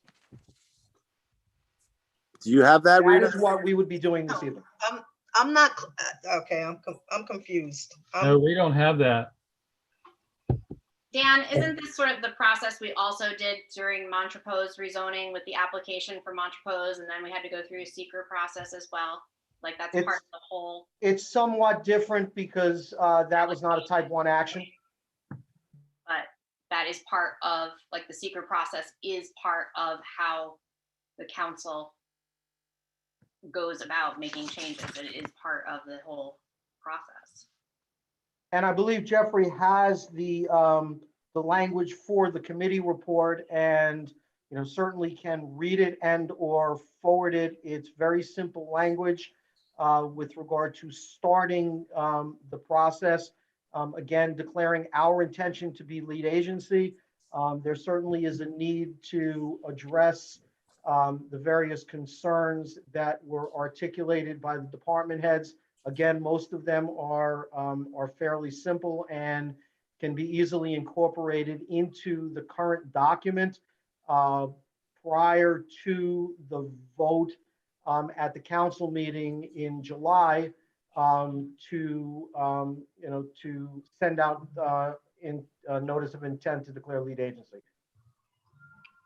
So if I may, Jeffrey, please. Yes, go ahead. So if tonight, if we are declaring that we ourselves are the lead agency on this? And Kevin, maybe you can answer to this. It's just that I'm just not clear. Then what would your role be if we are declaring that we are the lead agency?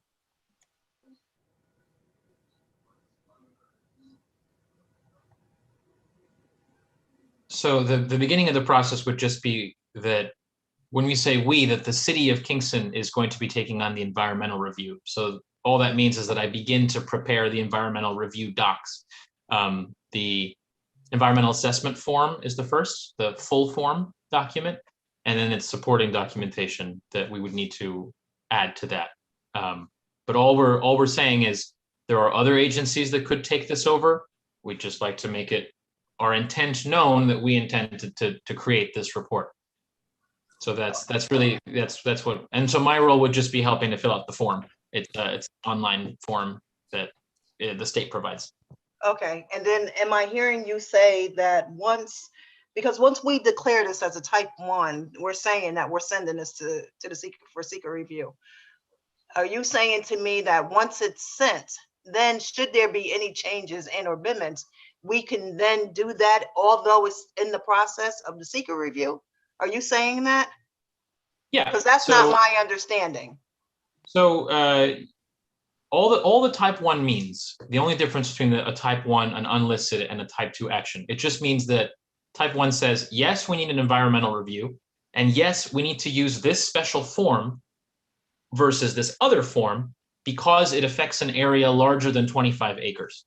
So all that we're doing is just recognizing that whatever it is that you pass as a body, it will affect more than 25 acres.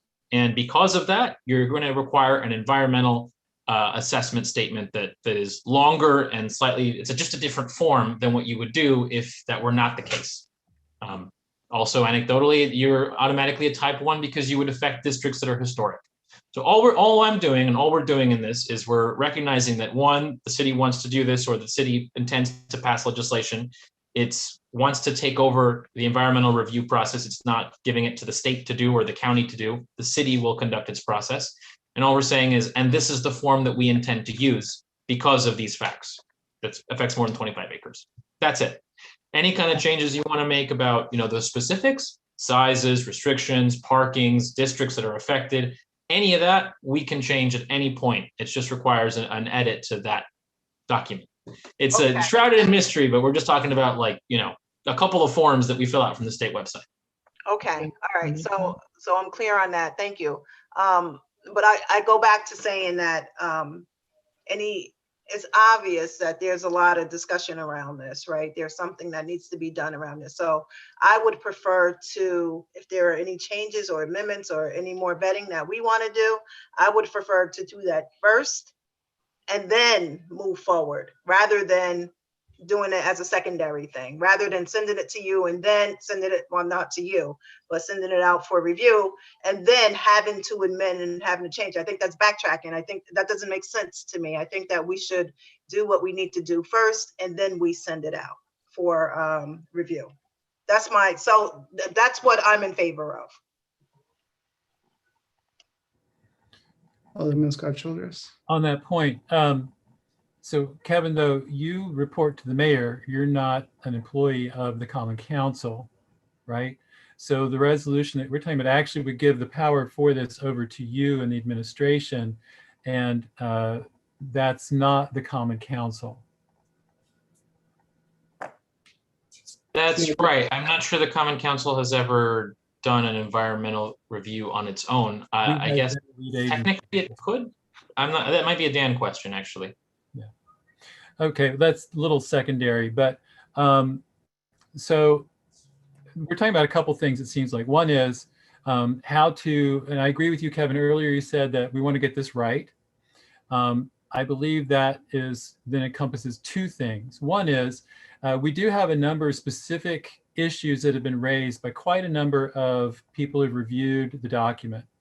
So what I would like to see is for us to compile a list over the next month and come back at the next Common Council, at the next Laws and Rules Committee meeting, so that we can review all of those. Because I think if we try to find those now and figure that out tonight, it's not going to give us the chance to think those through and to be clear on what the ramifications of all the possible amendments might be. I would like to have time to review those possible amendments, to think this through at a deeper level. Some of this information we've only gotten in the last week or so.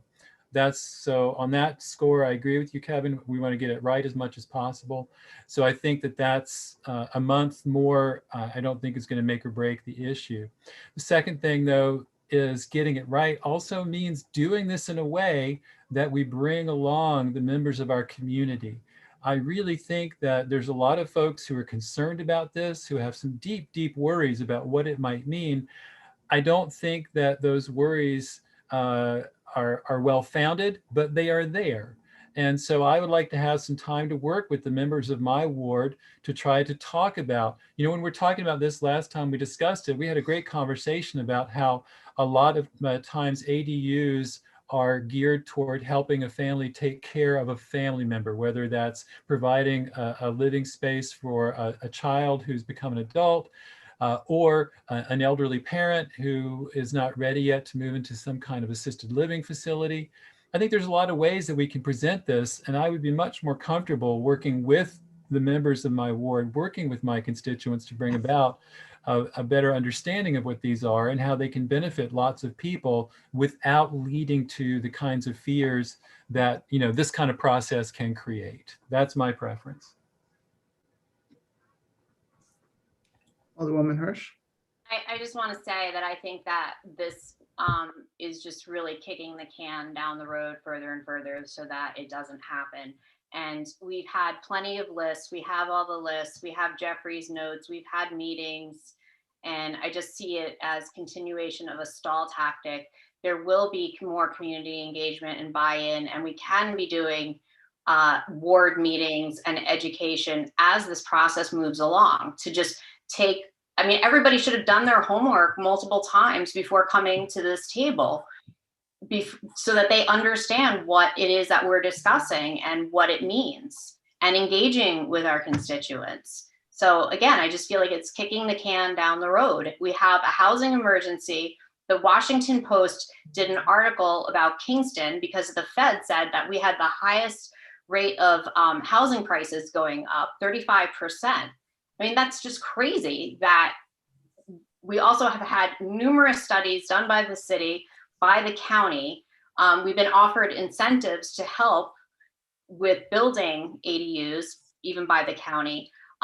2 people that came forward with negative comments actually said we should be listening to the Ulster County Planning Board, and the Ulster County Planning Board wants us to broaden the scope to match the state proposed legislation. So I just think that we have enough to act on here and now and to put some changes in place in the legislation and begin the whole process.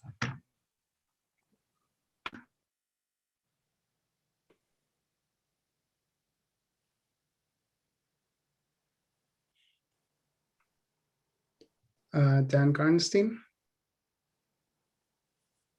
Yeah, I'd also just like everybody to be aware of the calendar that we are looking at and recognize that if you do not act on this evening, given the length of the scoping process and the secret process, this, as a practical matter, is not going to be addressed by this council. As we are all aware, this body is going to look very different in 2022. The scoping process is at least 3 or 4 months. If you kick this to the July Laws and Rules meeting, the earliest that the declaration of lead agency can go back can be sent out would be August. Best case scenario, the responses and the declaration with regard to the environmental impact, would be in December, when at least 4 and possibly more of you will not be be seated in, in the coming year. So just be aware of that in terms of the timeline.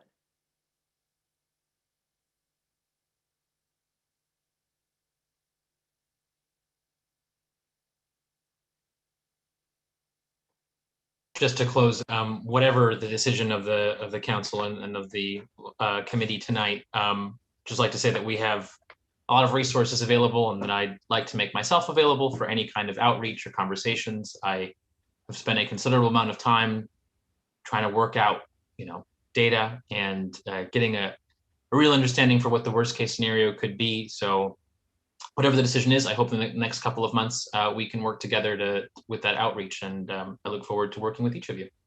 Thanks. Thank you. So any other discussion? How does the committee want to move forward? Oh, Tony Davis, do you have I just saw your hand up. Thank you, Tony Davis here. And again, thanks you guys for been sitting here listening to most of this, and just have some things. You just had a public here speaking and thing yesterday, and so I don't think, councilmen or the committee members and the full council has had enough time to digest what has been stated. I believe everybody who spoke yesterday, the 4 or 5 people, were all negative reasons in regard to this. And so, and then maybe a few of you guys had a chance to, digest what was stated and get some answers for it. But I don't believe in majority of the council or the committee has had a chance, as all the women in Worthington has been stating. And I guess, yes, it's, and I know, and we've had some past legislation just recently, and that some committee members or council members were saying that we needed to take our time and listen to it, get more research on it.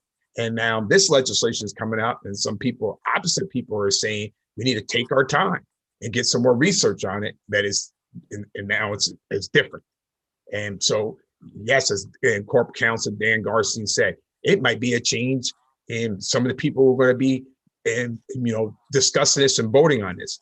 But I still don't think that is a reason for this to be rushed through. And if some people, if members on this committee and council members have deep questions that still need to be answered, and regardless if it's going to be a new council, and then so be it. And that we should not be rushing this through. And if the community, what we've heard so far, is against this or wants more answers to their questions, I think we should be vetting this and taking our time, and before anything is laid out. You just have some questions. Who's going to do this? I mean, maybe that's down the road. Who's going to be responsible for overseeing this? Are we going to have to hire more personnel and for those departments? These are just a few of the questions that are going to need to be answered, and regardless of the other things before that. So that is just my opinion on this. I don't have a vote on this, and so but I would like to get some more answers, and I would like to talk to Kevin some more in depth and about some of these things here, and before going forward. Thank you. Thank you. Alderman Scott Childers. I would like to move that we table this issue for tonight until next month, with the idea being, as I noted before, that we develop a clear list of possible amendments at this stage, so we get something that most council members feel is right. I'm not afraid of democracy. I'm not afraid of public discussion. And I think that is something we need to do. We need to bring folks along with us instead of trying to push something through that a lot of people are uncomfortable with. And I think if we have some more time to discuss that with them, I think we've got a great chance to, make this a really positive project for our community. And also so that we can see more clearly the language of the process and understand that, so that we can all have a good feeling about what we do. And given the length of the process that we're talking about, I don't think a month is going to make a huge difference. So I move that we table this for one more month and bring it up at the next Laws and Rules Committee meeting. You know, Rennie, that was your argument last month. So it's just, that was your argument against even going to hearing last month. So just keep researching and communicating with the public, but it's apparent that that's just not happening, that people are not coming prepared. People are not reading the documents that they've received to be ready to do the work, or even to start making changes right now here at the table. This is what this committee is supposed to do the work. It's not supposed to happen like behind closed doors in a vacuum. There's no closed door here, Michelle. We're trying to get the amendments so that people can see them. People can be aware of what they are. We develop a list. We try to publicize that so that folks in the community can see what we're talking about. I don't see what the problem is with being democratic in the process. I'm uncomfortable with what feels like a top-down process at this moment. Well, I can see why the state needs to push down the strong arm of patriarchy to pass things, because people at the municipal level don't. Okay. Be So careful. we have a motion on the table by Alderman Scott Childress. Is there a second? Okay, I have a second by Rita Worthington. So this is on the motion to table. Is there any further discussion on the motion to table? Okay, all in favor of table? Oh, Patrick O'Reilly, go ahead.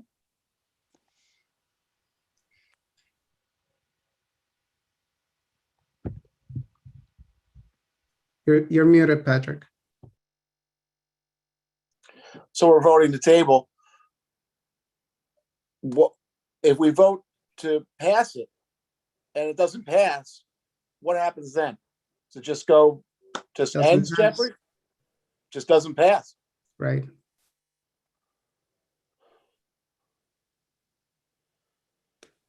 Okay. And also work to amend it now. And we can also work to amend it now.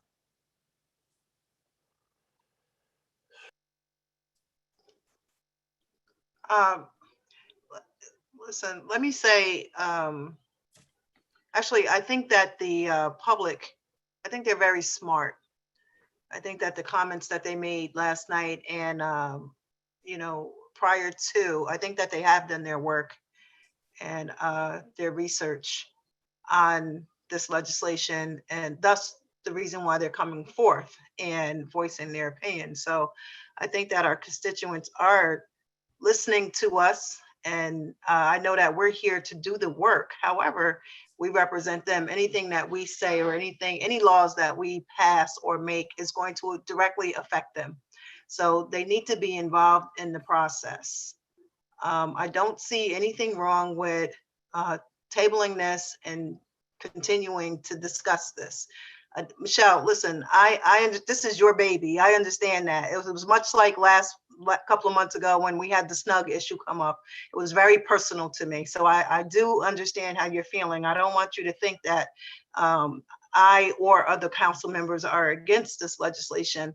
We got to get it right, though.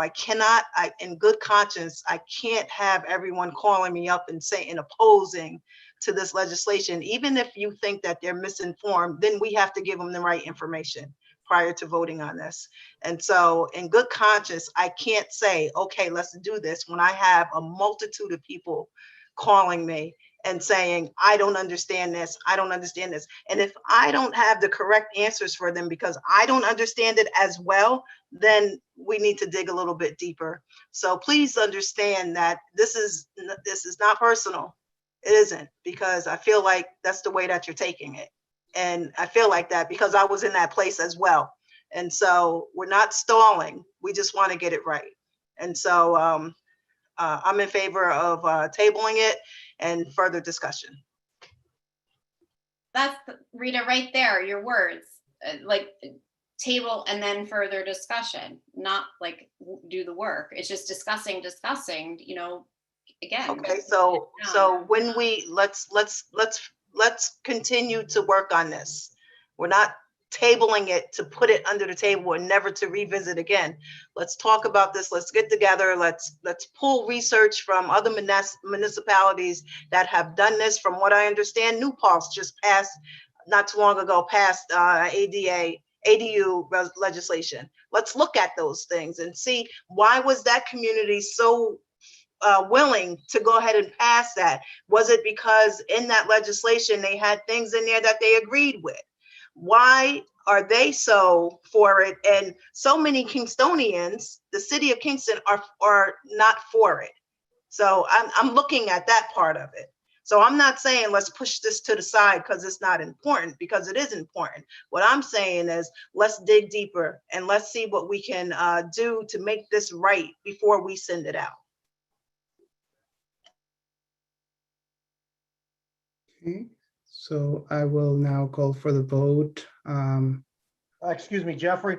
Yeah, I just wanted to answer what Patrick had asked, and I believe procedurally there was a little confusion there. If there is a motion, if a vote is taken, as in there is a motion and a second and a vote is taken, and the vote does not pass, then the resolution goes to the floor of the council with a negative recommendation.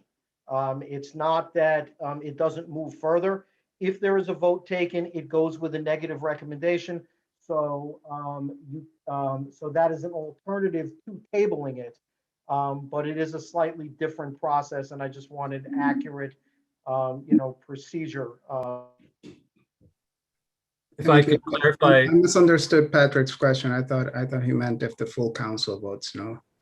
Go ahead, Alderman Scott Childers. That's what I thought also. But I want to clarify too, if I understand correctly, because the Kingston Planning Board has not approved of the legislation as it is, we would have to have a supermajority of 6 votes in favor. Is that right? Ultimately, at the end of the seeker process, you are going to have to presumably have 6 votes either way, because the county planning board is in support of basically the opposite extreme from what the city planning board is in support of. So if you do not adopt basically this version of the legislation, you are in essence overriding the county planning board. And if you do adopt this legislation, you are overriding the city planning board.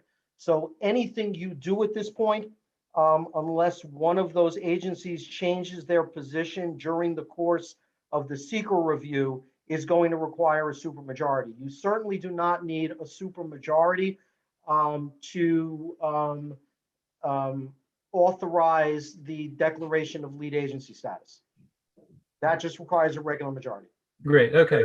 So it's that disparity between the 2 planning boards that suggests to me that we have to look more closely at this and see if there's ways we can bring those together over the next month. And, I'm perfectly happy with making a clear vote at the next Laws and Rules meeting. I just think we need to bring the public along, and I think that we need to be clear too about what all the possible amendments are so that we can go through them with understanding rather than trying to collect them here in this moment, especially since we've gotten a lot of information. I got a lot of letters from constituents over the last 2 or 3 days. We've got some more interviews that we've done with people in the community and in the administration in the last week. So I think I would rather make a completely informed decision at our next Laws and Rules meeting. That's why I'm in favor of tabling this for 1 month. Okay, so I'll call for the vote on tabling. We have a motion by Alderman Scott Childress and a second by Rita Worthington.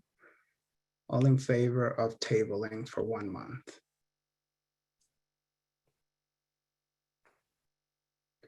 All opposed to tabling? Okay, so tabling passes 3-2. I reiterate what Rita had said, that, waiting a little bit giving people a chance to come on board. I don't see that as a negative thing. So that's why I voted in favor. Okay, so the next agenda item, we have Police Chief Tinty. He was in a meeting earlier, and I had promised him that as soon as I saw him join the call, I would bring this issue forward so that we don't take too much of his time. So I just saw him pop up. So if the committee is okay with it, I would like to move the ATV discussion to be next on the agenda. Everybody's okay with that? All right, Chief, the floor is yours. Welcome. And thank you for making time for us. Absolutely, thank you. I apologize for not being here earlier. We did have a police commission meeting, interviews, promotions, quite lengthy, quite a bit on the agenda, so we got it covered. So in reference to the ATV legislation, I think it does need some tweaking. Upon review, we're looking at 148 of the city code. It looks solid in many ways.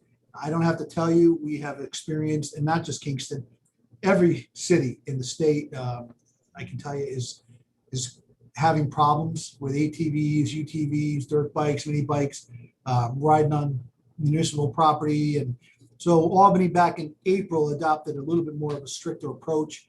This was brought to our attention as far as some of the residents in Kingston said it's getting out of control. We recognize it's an enforcement issue in many ways, but it's difficult for us, right? We're in patrol cars, or in some cases bikes, in some cases walking posts. We have impounded one vehicle so far that actually came to a stop, and we were able to get it off the street, but it is quite a problem. So what we're looking to do is try to tighten it up a little bit, make it a little bit more of a deterrent, proposing a similar change like Albany did to increase the fine, the penalty for impound substantially. Right now it's set in our fee schedule, and 217 of the city code, chapter 217, it's set for $250. I propose we go as high as we legally can. Albany went to $2,350, $2,350 for impound, and they can slap a $650 fine on the person as well for violating any part of that section. So total amount to get it back is $3,000. So the ones we're running into on these ATVs, you can buy a used one for $500 to get it running. They're noisy, they're dangerous. It's a hazard. It really is a hazard. So one is to change the fee schedule on that when it comes to what we charge for impoundment and fines. The other component is that it should include beyond what the definitions are right now. Right now, it just defines ATV. I think it's a little bit broad. It does do a great description, but we should include definitions for mini bikes, UTVs, which are more of the 2 or 3 passenger. We haven't had any of those that I'm aware of. And most recently, golf carts. And it doesn't sound like much, and they don't go really fast. But there are some members of the community that are riding around in golf carts. This is not a closed environment. These are city streets, municipal streets. These things are not safe. They're not safe for drivers of regular, normal vehicles. So I dare say we should include those as well as part of the change in this legislation. And lastly, although the current prohibited acts covers most every place, you can still ride on your private property as long as there's noise. You don't violate the noise ordinance, as long as you're not within 75 feet, as long as you were outside, not within 100 feet of a dwelling, and so on. But it doesn't actually talk about the parks. It discusses operating on a public property, but only when it says you're not harassing or causing disturbance. So I think we should overall make it so you can't, that it is illegal and it's a violation of this section to ride on any public or city-owned property. I think that's necessary too. So there's not a lot of change, and I think if you go step by step and do comparisons with, say, what Albany adopted as well back in April, it just tightens things up. I think the deterrent of having a $3,000 fine and penalty, impound penalty, will help. Again, we fully recognize that it takes the officers the ability to get there, get the vehicle, get the owner, but we are working on it. I know at least one case we were able to impound the vehicle. Patrick O'Reilly, go ahead. Hi, Chief Patrick O'Reilly. Thanks for showing up tonight. Yeah, this is a problem around the country. I know it's a big problem. I see it on my son watches these guys on motorcycles on YouTube, Right. and they're breaking mirrors off cars and they're doing all sorts of crazy stuff, and speeding and weaving in and out of traffic. Dangerous stuff. Very popular, by the way. These things are getting, 1 million hits. Chief, who is driving these vehicles? I know I'm not driving these vehicles, but who is it? Is it a certain age group? So I can speak to the ones that we know of. Usually they're young. We did have an incident at Hasbrook Park. They were tearing up the grounds there. Our officers showed up. Surprisingly, they did stop. But once the officer said, hey, listen, we need you to identify yourself, they took right off. And frankly, there's just no way to catch them with the current situation that we're in with patrol cars and whatnot. So they were young, 15, 17 years old.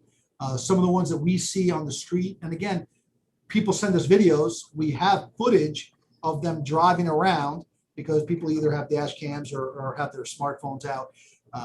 And judging by what we can make out as one of the operators, we're looking at young 20s, mid 20s. So, you're right. Patrick, you and I, we're not riding these things in the city street, right? That's not going to happen. So, but it is a frequent enough issue. We are looking anytime our officers do patrol and come across them parked, even if they're in a driveway, we make note of it to go back. Instructed Lieutenant Tremper to kind of keep patrol and have an eye out for that. Because if anything, if we can match at least the identification of the ATV and then go back and find it in someone's driveway, at least we can knock on the door and make them aware that their behavior, whoever was operating at the time, it's unacceptable. So, but I think if we can make it that much more difficult that when we impound them, it costs them money to get it out. $250. If these things are $500 or $700, it may be worth their while to get it out of impound, as long as they can show ownership. Now, Chief, are you concerned about electric vehicles are coming up very quickly, electric motorcycles, electric scooters. I saw a guy going down Broadway at at least 20, 25 miles an hour on a scooter, flying in and out of traffic. Is this a part of your concern or part of are these electric vehicles going to be, they're going to be your next problem, I'm telling you. And it might be, those really haven't become a problem for us yet, as far as I know, short of the individuals that disregard the traffic laws. Occasionally we get a complaint about somebody riding on the sidewalk around people type of thing. And we get that complaint, just normal bicycle traffic.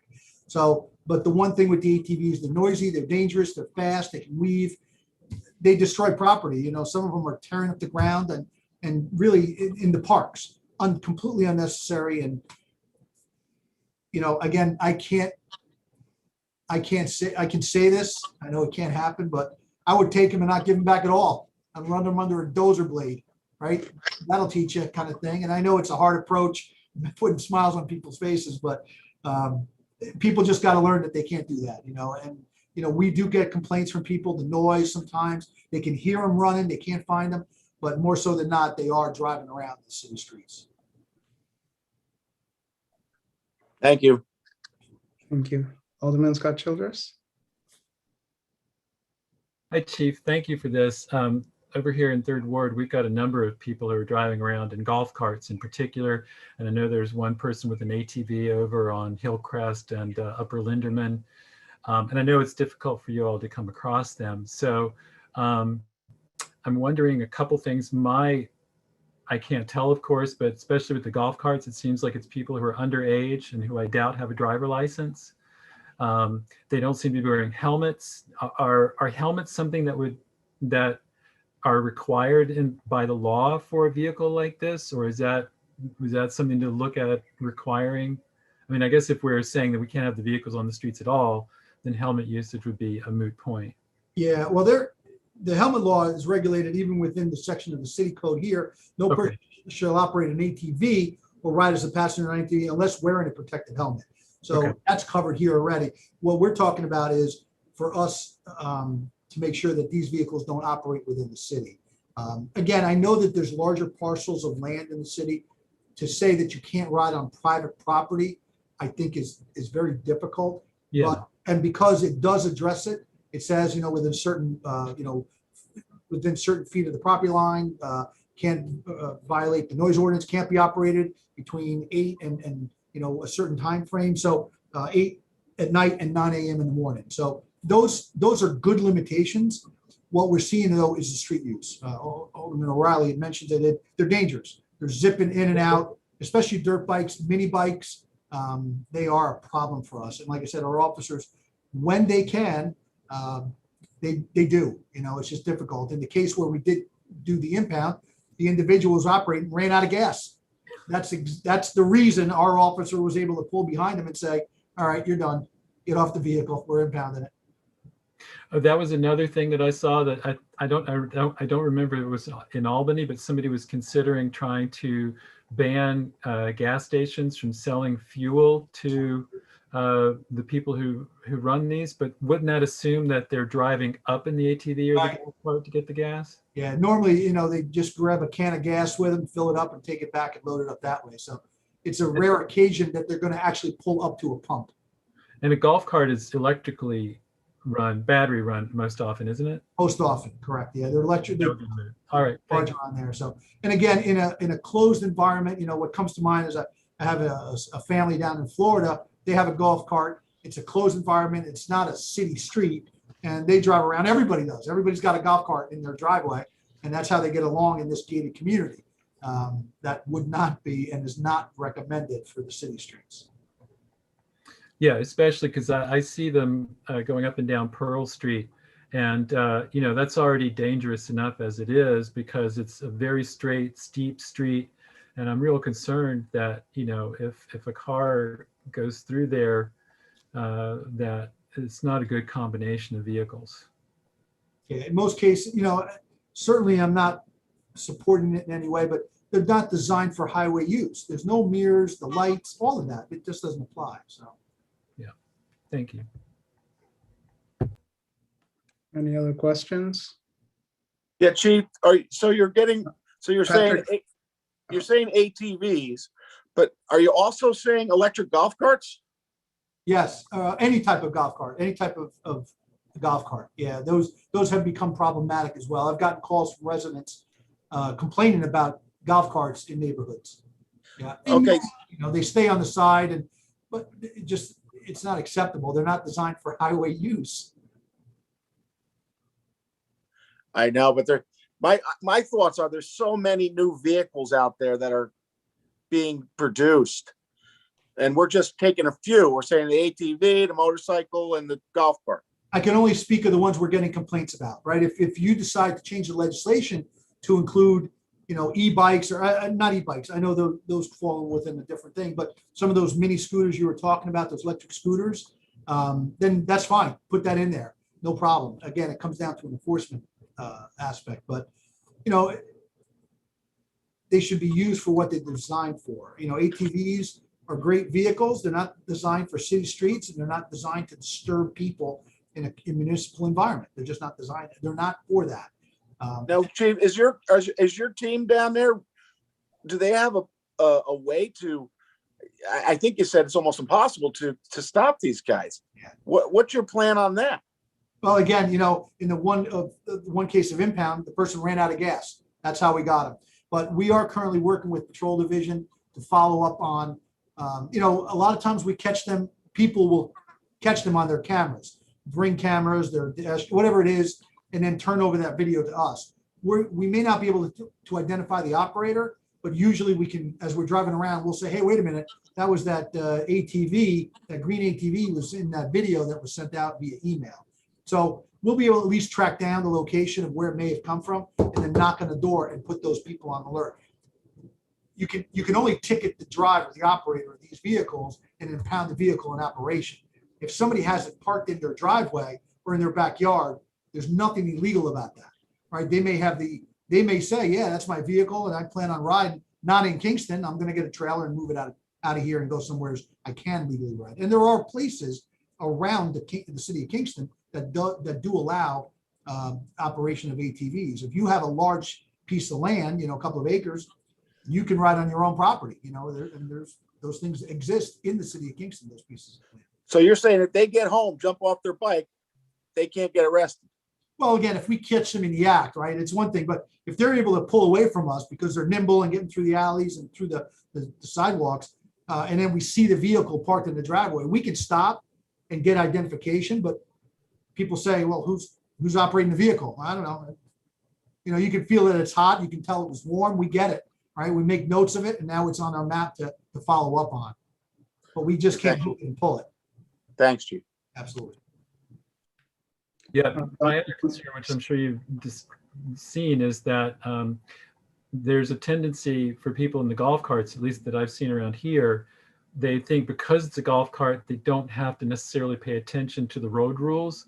So they go the wrong way on one-way streets because they're thinking of themselves to some degree more like pedestrians or more like a bike rider, I guess, than driving a vehicle with four wheels that's being dangerously operated. Don Tellerman, you had your hand up.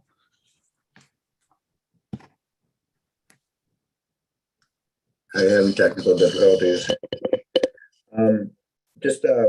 Thank you, Chief, for coming out. I'm very much in favor of this, and I would recommend. And I don't know, Jeffrey, what's before us now? Can we make a motion to? I think Dan Gartenstein created some language today to add to supplement our code on these with the impoundment, etc. Do we have that we can make a motion to incorporate into our code? We had it. I don't see it. Let's see. It was on the agenda last month when we discussed it. No, there's new. It would be new. Dan, did you submit any new copy on this, new text? No, I didn't submit anything. I did review the statute today, and I would just ask, whether the rest of the committee, knowing this was on the agenda, has actually read our current ATV statute, because the discussion really needs to start with that. There are simple fixes, to address some of the concerns. Adding language that's to the prohibited action that says ATVs are not allowed on public property is very simple. It's one line. We just have to add a subsection. Right, but I want to propose changing the fees and giving the police the ability to impound the vehicles. Well, and that's, to continue, in order to, first of all, the impoundment fee is set forth in the fee schedule. So that aspect of this would have to be referred to finance. The current impoundment fee, I believe, is $250. If you are looking to follow the chief's recommendation and increase that by 1,000%, you really need some sort of justification for that. Going from 250 to 2,500 is going to get challenged. You need to be really careful about that, but that is something that is set forth in the fee schedule. With regard to the fine, that would also be addressed in the fee schedule, but remember or keep in mind that fees can only be charged after a violation is sustained, and what the fee would ultimately be, what the fine would ultimately be, is going to be up to a judge, not up to the council. Understood. What's the next step then to make this happen? Does this need another communication then to change the fee schedule? Well, there are a number of issues that were raised. Again, if you're talking about the, the bulk of what the chief was speaking about with revising the definition to capture these other types of vehicles, you all have to review the current legislation that we have, because there are aspects of it that, are quite frankly nonsensical. You have to decide what kind of definition you want to adopt that captures the types of vehicles that the chief is talking about. Okay, so Dan, how about this? For next month, I'll work with you on language that we can present to the committee. You need a consensus from the group with regard to what sort of definition they're looking for, and and what sort of changes they're looking for, to the current definition, or whether you're looking at scrapping the current definition altogether and adopting a definition from another municipality like Albany. But until, until people review the statute and familiarize themselves with what's there, it's kind of difficult to give any kind of recommendation.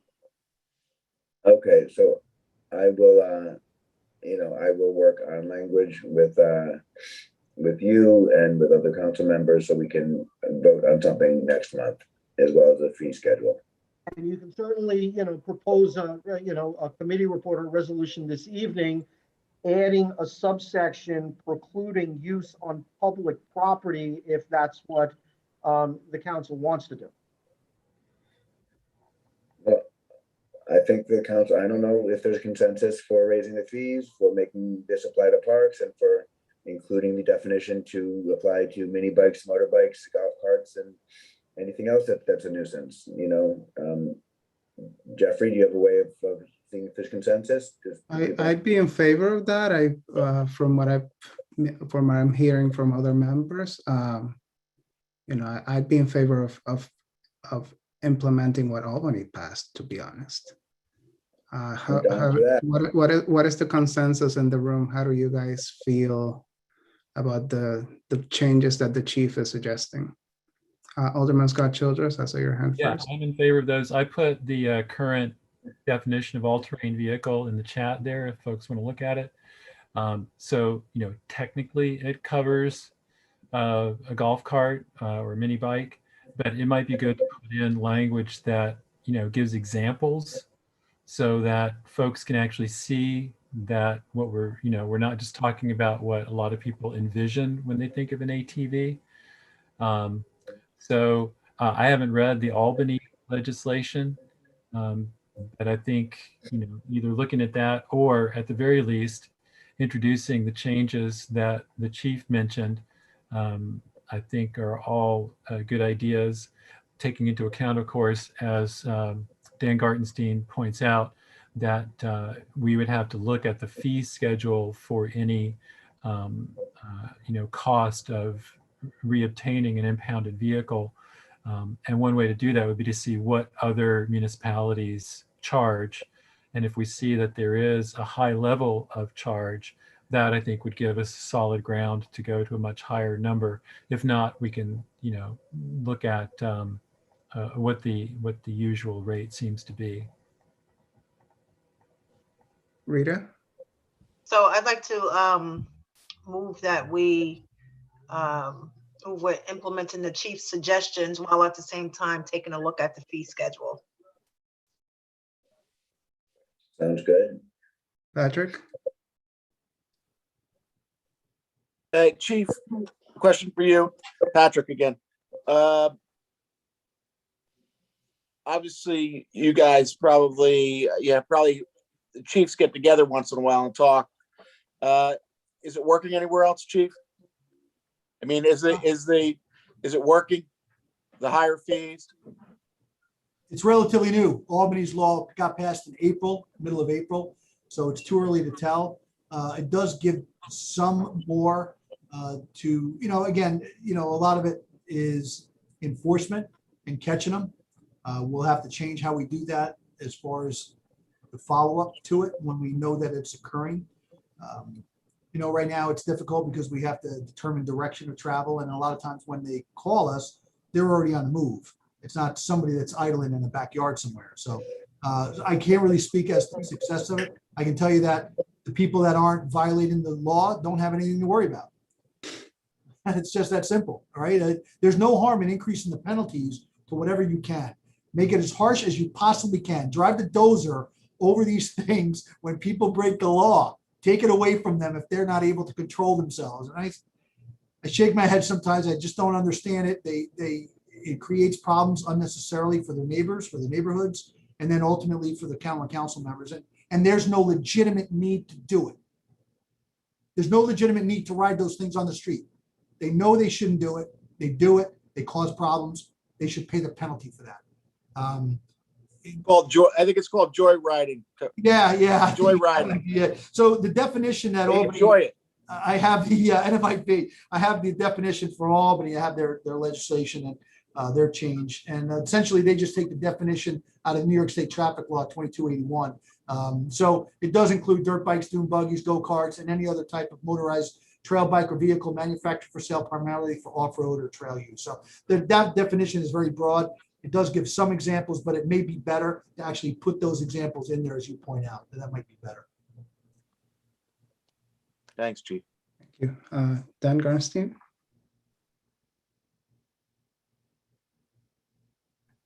Yeah, Jed, have you looked at the definition that is currently in our code, or do you have it in front of you? I do. I have it in there. Yeah. Okay, so can you explain to me what the second half of that definition means and whether there are any circumstances under which the prohibition of the definition we now have with regard to the vehicles mentioned in the second half of this paragraph are of concern to you? I'm trying to figure out why this language was included in our current statute banning ATVs. No, I don't. It talks about agricultural purposes and snow plowing. And I know that there has been on occasion during snow emergencies, the use of ATVs with snow plows to clear driveways. But those applications are few and far between. And in most cases, there's snow emergencies in place. We're not talking about riding the snowmobiles down the city streets, right? We've had those issues before. Again, another problem that we contend with. So, but no, I don't know what that second part of it refers to. I don't know why that's in there. The broader, the definition adopted by Albany kind of just is very generic and doesn't include some of that language. So. Yeah, and obviously, we are, certainly in favor of just referring back to the state definition. There are other provisions in the Albany Code that I believe are targeted at capturing, some other vehicles or types of vehicles that aren't covered by the VTL. But this language about vehicles used for agricultural purposes, I'm not sure if some of the vehicles you are encountering technically are manufactured for agricultural purposes, and that there had previously been an issue with regard to those being used. So.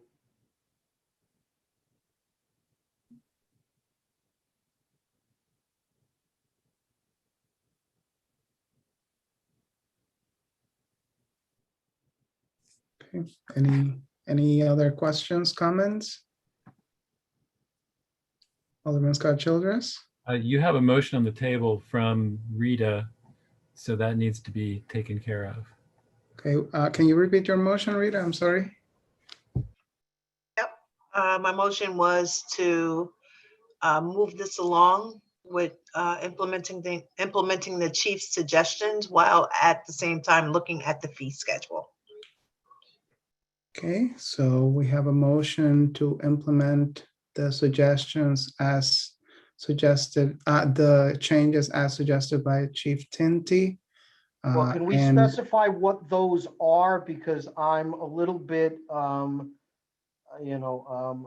not clear here as to what he is actually suggesting, other than prohibiting the use on public property and increasing the fee, which is something this group has to refer to finance. I believe that was it. Chief, is there anything else you you mentioned? And again, just the definition part of it to include other than what's on there now. And I know it's a broad definition, but mini bikes, UTVs, golf carts, I think that was part of it. Obviously the parks, and then the fee schedule for impoundment and fines. I mean, but the only issue though, Jid, is then we need an actual definition that the council is voting on, and we don't have that. We have a definition that's in our code now that, clearly needs to be scrapped and rewritten, but we don't have one to replace it at this point. Okay, well, I mean, short of the one that Albany has that refers to the VTL, that talks about off-road vehicles, they don't actually use the words ATVs, they say off-road vehicles in their definition. So that might be the one, and I can probably put that on to let the council look at that as well. So I have a suggestion. Why don't we move with banning them on public property, referring to the Finance Committee to address the fee schedule, and we work on a definition. Don Tellerman had offered to work on that language, and then we vote on the definition next month. Everyone okay with that? Okay, so we have a motion by Rita Worthington. Do I have a second? Second by Don Tellerman. All in favor? Okay. Okay, passes unanimously. Thank you, Chief. Thank you very much. Appreciate it. Thanks. Okay, and then, okay, going back to the last item on the agenda was the short-term rentals. We've been working on this for a while. The next step was to adopt a definition of short-term rental under the hotel section of the code. And we'd also need to add a line on the fee schedule and then refer that to the Finance Committee. So Alderwoman Hirsch, did you have anything to add? Yeah, I just, thank you, Alderman Morel. Rennie sent out definitions 2 months ago, so that's the next thing that we need to look at.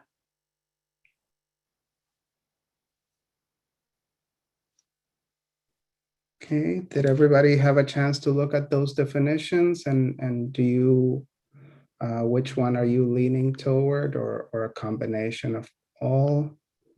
I'm trying to find them on my email. I just had them this morning.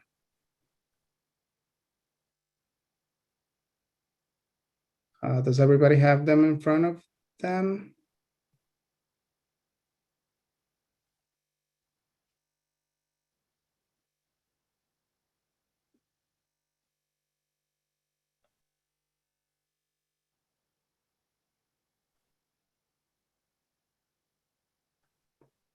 Okay, I'm forwarding them to you all now, just in case, so you don't have to go fishing through your email.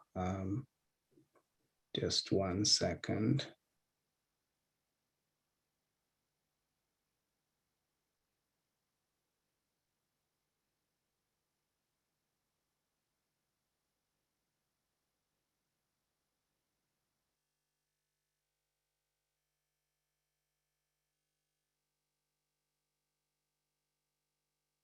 Okay, you all should have it in your email in a few seconds. But we have different definitions that have come from surrounding cities and towns, Rhinebeck, Gardner, Marbletown, Hudson, Woodstock. Any discussion or comment? Rennie, which one of these were you leaning toward?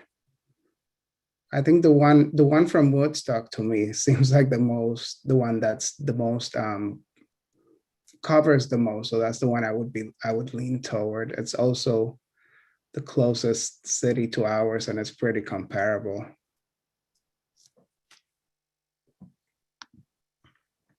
It's the top one, right, Jeffrey? The Woodstock one, I think, is the last one on the list. Right, but there's multiple definitions under what's. Right, yeah, Yeah, sorry. top Yeah, one. the top one, the first one under the Woodstock definitions. An accessory use or supplementary business allowing short-term rental less than 30 days of at least one room in a private home or habitable accessory structures. Property owners seeking to operate an STR must apply for and receive from the town of Woodstock an STR registration and post the registration number on all online listings. Registrations are good for 1 calendar year and the total number of properties owned by or in which an interest is held by an individual person or entity offering an STR is limited to 1. Yeah, so one of the things with these definitions is they often have another, seems like, I don't know, regulatory requirement is the term for it, but this one, I don't know that we know whether how many or any of the current STR owners in town have more than one. So that would be a limitation, I think, that we would have to strike from this definition. But it seems like the crucial thing has to do with defining them as accessory, the word supplementary, business, the period of less than 30 days, at least one room. And then this one is a wider definition, not just a private home, but it also says habitable accessory structure. Although I'm not sure if that would then encompass something like the 4-unit STR business that's down on Abeal Street. As far as I understand, the owner of that structure does not live in the structure. So in essence, this would define that as a hotel. There's also the What issue of existing non-conforming, whether we want to make exceptions for those, such as the Strand Hotel on Beale Street. It's not a hotel; it's Airbnb. Go ahead. Yeah, Jeff, did you send me these definitions? Because I don't see them in my email. I thought I did, but maybe I mistyped your email. I'll send them again. Hold on. And what we had discussed. Actually, I'll text them to you. I think it's faster.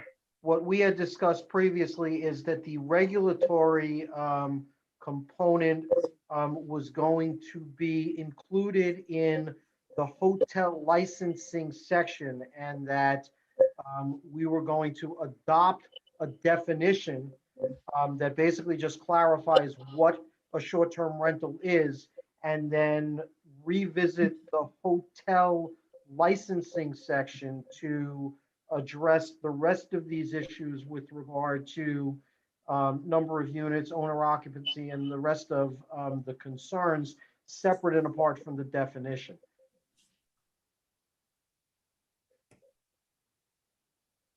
So in that sense, the Gardner definition seems appropriate because it's got a dwelling unit that is rented to any person or entity for a period of less than 30 consecutive days or nights and is not regulated by any other section of the code of the town of Gardner. It doesn't say anything about the number of units or occupancy and so forth. Rental here means an agreement granting use or possession of a residence in whole or in part to a person or group in exchange for consideration valued in these various ways. Randy, the owner occupancy is a key issue for us. Not in terms of, is that the case? If we're putting this under the definition of hotel, then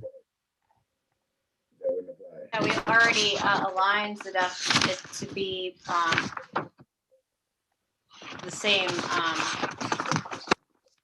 entity that is collecting taxes for the county, the bed tax. So it wasn't going to necessarily be owner occupied. Because it's falling under the hotel code, right? So, Michelle, which definition were you leaning toward of all of these? Well, I think that we just actually have to make our own out of all of, That's what I'm seeing, because I'm seeing things that I like out of one or the other. And now that we're discussing, there are things in all of these that I like, but there are also things like Don just addressed that need to be tweaked in order for it to apply to our situation. What if we start with the first line of the Marbletown one? Because it seems to have some of the basic elements. Accessory use or supplementary business, allowing short-term rental, which clarifies it's less than 30 days of at least one room in a private home or habitable accessory structure.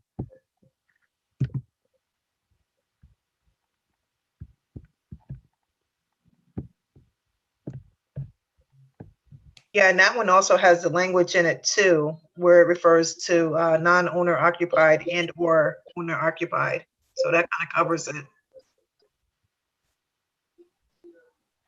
and I think that I would then add on from Woodstock, property owners seeking to operate a short-term rental must apply for and receive from the city of Kingston a short-term rental license. Well, it would be a hotel license. Yeah, okay, hotel license, yeah. It would be a hotel license, but I think that you all need to clarify what you think is the distinguishing characteristic between a short-term rental and everything else we have defined as a hotel, which is providing overnight accommodations for transient guests. So what differentiates a short-term rental from all other hotels? Well, so Or is it just another name for a hotel? I think it's the owner occupancy part of it. or it could be located in residential neighborhoods. I'm sorry, Dan, I know you just went off, but so that's the question. Do we then, would we de facto be defining a place like the 4-unit STR, currently defined STR building on Abeal Street as a hotel now? I'm not sure what creating a definition and differentiating an STR from a hotel is going to accomplish with regard to what you're looking to regulate. So if all hotels, whether they be hotels, boarding homes, bed and breakfast, short-term rentals, are all going to be licensed and are all going to be subject potentially to the same regulations, then specifically defining short-term rental is not as important. The question is whether or not there is a specific regulation that you all believe needs to be applied to short-term rentals that does not need to be applied to those other types of hotels. Okay, then I think it seems that what we just need is something that clarifies within the definition. We need to have the term short-term rental defined as an owner-occupied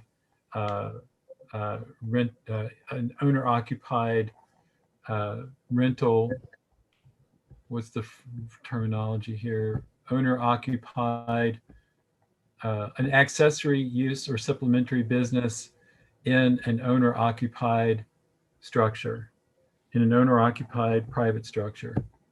Well, and then you're going to have to clarify and or establish why you believe that owner occupancy needs to be a requirement with regard to the use of these facilities as a short-term rental. What particular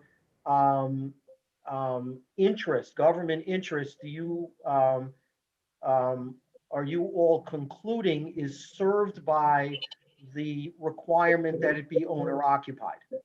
The clarification there is that people who establish a short-term rental business in their private home understand that the hotel definition and all the requirements of hotel apply to them equally as to any other kind of rental facility. So the issue is clarifying for Kingston residents what that the business they're engaged in will be defined as a hotel. Does that make sense? Well, I mean, it makes sense, but it doesn't answer the question, which is, what is the purpose of requiring owner occupancy? So we just could say short-term rental is an accessory use or supplementary business in a private home without clarifying owner occupancy. Well, I mean, I'm not saying, yes to owner occupancy or no to owner occupancy. That's not my call. What I'm saying is if you're going to require owner occupancy, and there clearly is, some, belief amongst, this group that owner occupancy should be a requirement, it has to be based upon furthering a particular interest. You have to be able to explain why owner occupancy is being made a requirement. And that's a discussion that, you all have to, engage in. There is, there are ways to monitor properties that are not owner occupied. We already have that mechanism in the code in the, rental dwelling section. It's a decision you have to make with regard to whether or not you believe owner occupancy, should be a prerequisite. And then the next step is what Don was speaking about with regard to, pre-existing, businesses that are currently not owner occupied.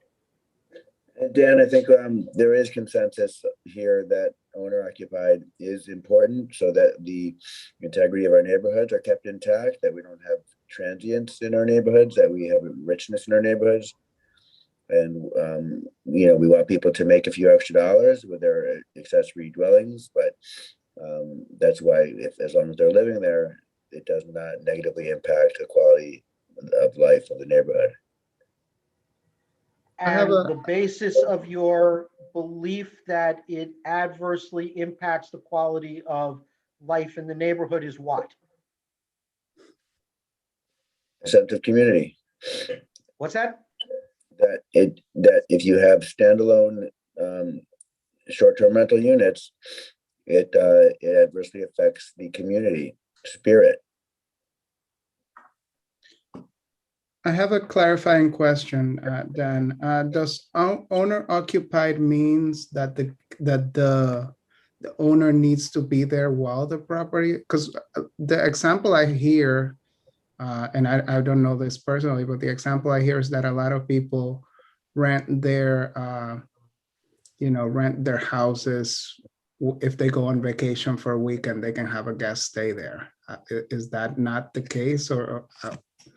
I think a significant number of the current short-term rentals, both locally and region-wide and nationwide, are actually not owner-occupied during their use. Okay. So that means that the owner lives there, not necessarily that the owner has to be there while they have guests over. Technically, owner-occupied means the owner lives there, Okay. which would mean that while they're renting it, they have to be there as well. Okay. If you are recognizing the fact that the owner is not going to be present during the stay of the guest, then it is not owner occupied. And I think you also have to be careful, because one of the terms that Don used in attempting to answer my question is that we don't want transient, guests. By definition, they are transient guests because they are occupying the property for less than 30 days. That's what transient means. And hotel guests, by definition, are transient. Why 30 days, Dan? All of the definitions have 30 days in it. Why not 60 days? I mean, I've gone away to places for over 30 days. Because it's tied to the real property law and the length of leases and vested rights that are accrued when you remain in a particular residence or building for a period in excess of 30 days. Thank you.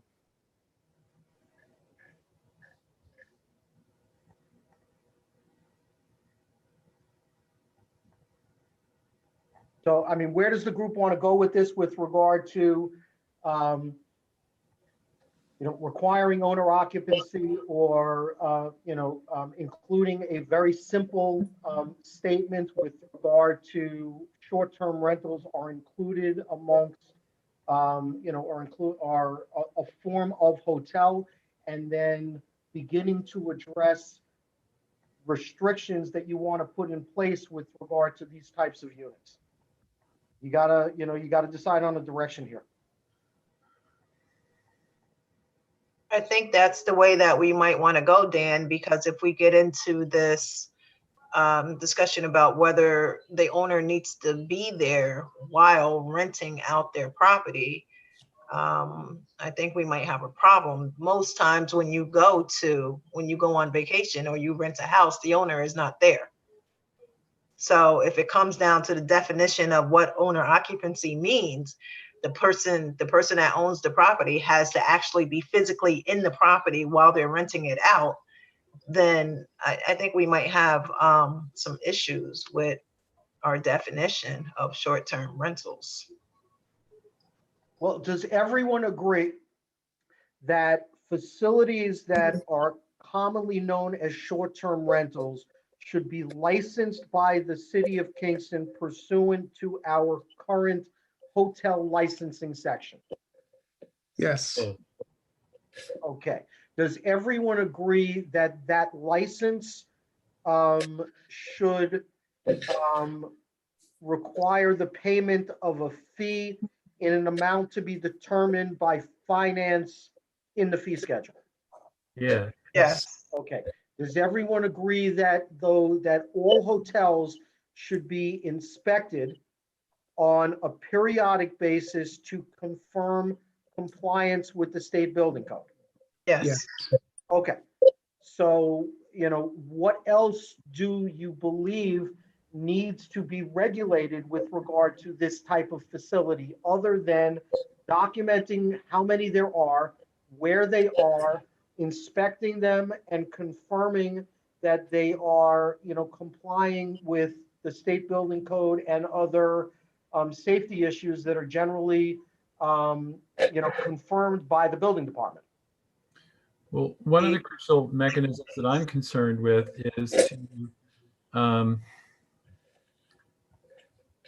limit the possibility that you could have a neighborhood where the majority of homes become short-term rental homes. So I think this is what Don was getting at. Our concern is that, if you fall below a certain number of permanently occupied homes, you create bad neighborhoods. So the question is, what would be some appropriate language to try to clarify that short-term rentals in residential neighborhoods have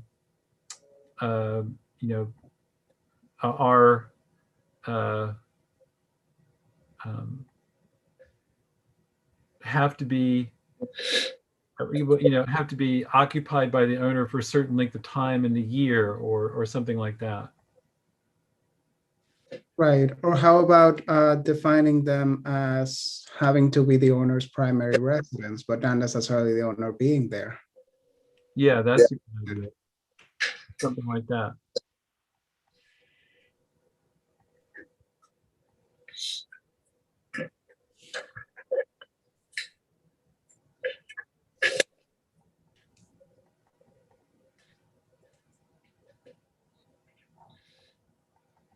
Dan, I believe that was a question for you. I'm not a legislator. That's for you to decide. Anything you decide in terms of regulating the use of the property has to be reasonably, tailored to accomplishing, an interest. And you have to be able to document that this is not speculation, not that we think this or we feel this, or, you know, I mean, you have to be able to establish that there's a reason to impose this restriction. And I haven't heard that. So the fact that we've seen language like this in many other short-term rental regulation legislation is of no importance here? You're saying we need research to back up what we're saying? I don't represent them, and I wouldn't have to defend their statutes if their statutes were challenged by somebody who was accused of violating them. What qualifies for you as the kind of material that you would need in order to provide language that protects neighborhoods from being hollowed out by STR facilities? I believe we discussed that in an attorney-client session last month or the month before. And it's not something that I'm going to discuss in public, given the fact that my office would be prosecuting or defending any litigation that is, any litigation or violations that would be the result of, the legislation that you pass. We had this discussion. I believe we had this discussion in April. We went through it at length.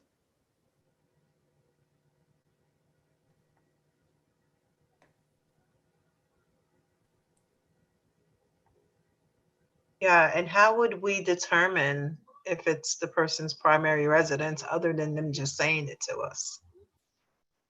I think Dan brings up some good issues here. It's when we're talking about owner occupied versus non-owner occupied.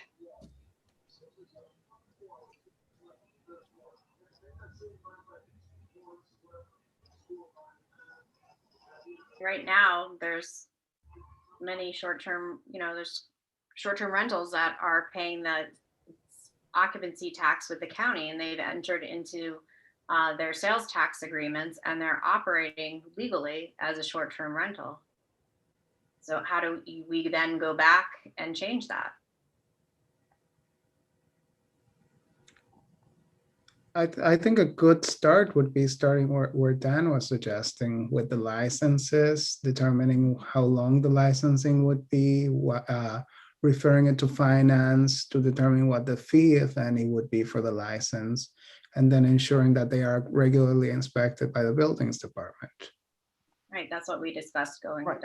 And by doing that, you start collecting the data to support whatever subsequent steps you're going to take. And I believe that's where this discussion started, is that this has to be data driven. And the first step was getting the information from the county and, documenting what's there and documenting whether or not, in fact, there is any adverse impact on, the kind of quality of life issues that, really are very difficult to, nail down. Once we have identified what's there, we certainly can use, Municity, and, we can use data from the police department and the building department to determine whether, in fact, there is a correlation between owner occupancy and an increase in building code violations or an increase in police reports. But before we go down the path of, imposing those sort of restrictions, we need that data. And the first step is, getting them all licensed, getting them all, identified. And then we know what types of facilities they are. We know how many of them are regularly used for rental purposes, as opposed to how many of them are just rented out for 1 or 2 months a year when the property owner is away on their own vacation. There are a lot of different types of, short-term rental uses, and we don't really know what we have. Good. Well, that accords more with my understanding of what we were doing tonight. My understanding is that we were going to focus on the specific definition If I remember correctly, we've considered 3 elements of a definition. So for now, I would be happy to adopt those 3 elements of the definition. And then, as you're saying, Dan, we can look at the other issues as we collect more data. So did somebody write down those specific elements of the definition? I mean, one had to do with the licensing, the fee, and the inspection, right?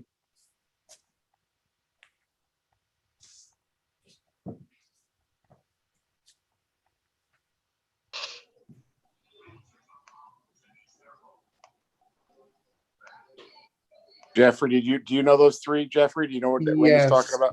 I'm trying to sort through my notes here, trying to find it. So, well, let's start with, let's see.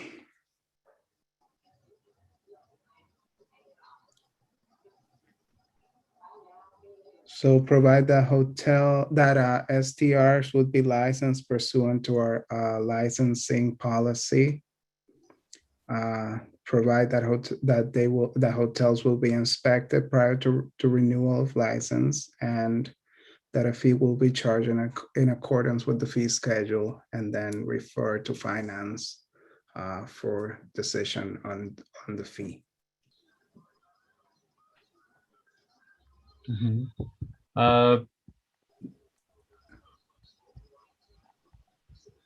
Did I miss anything, Dan? That sounds There like a are a good start. couple of other things to address in Okay. addition to that, but that, certainly is accurate in terms of what's been discussed. Okay. What else we need to discuss? Okay, we need to amend 277 3, which currently provides, and I know we have spoken about this, that no license shall be issued except where the applicant keeps and maintains and agrees during the term of the license to keep and maintain in the entrance hall, lobby, or reception a bound register with pages numbered consecutively, in which shall be plainly written the names of each guest, the permanent residence of each guest, the hour of the day, month, and year that such guest arrived and departed. We did discuss that that section in our licensing subsection is not only overbroad, but it is a significant invasion of privacy.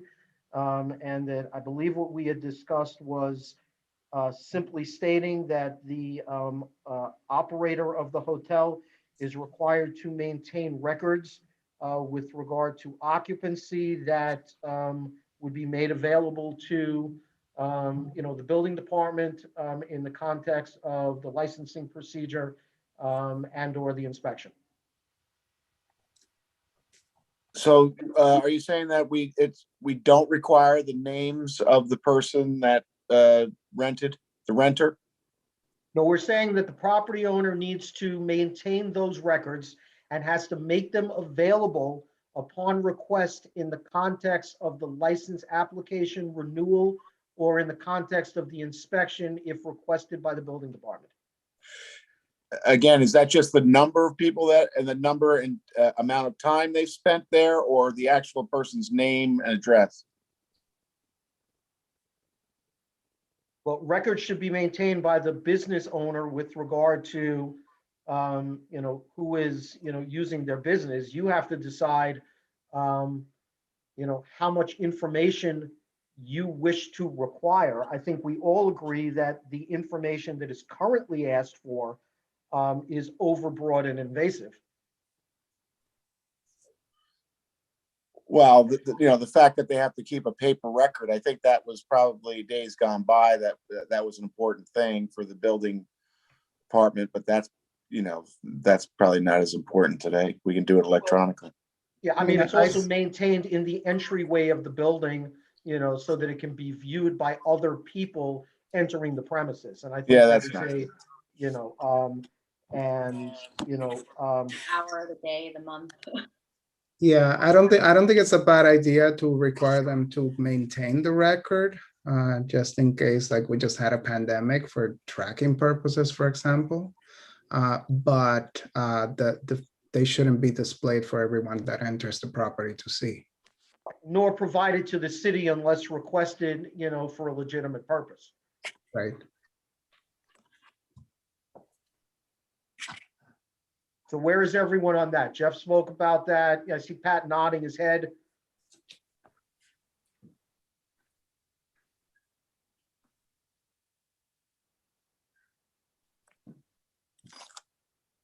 As far as the items that Jeffrey listed, you mean, are you talking about that, Dan?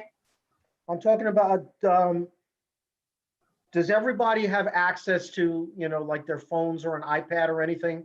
If you could look at 277.3 of our code under E code, that's what we're talking about. Hmm. And we're talking about reining that in so that it's reasonable and so that it doesn't involve a significant invasion of privacy. Yeah, okay, I agree with that. That's page 72 of our agenda tonight. That's all of 277 is there. Okay, so 277-3.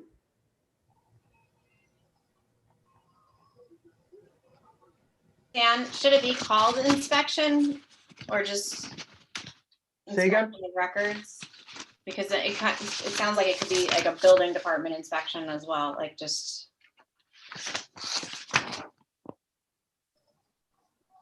Well, the issuance and the renewal of the initial inspection, of the license. And again, it's getting late and, what the language is currently, no license shall be issued or renewed except after the application has been investigated and the premises inspected by the building inspector code enforcement officer.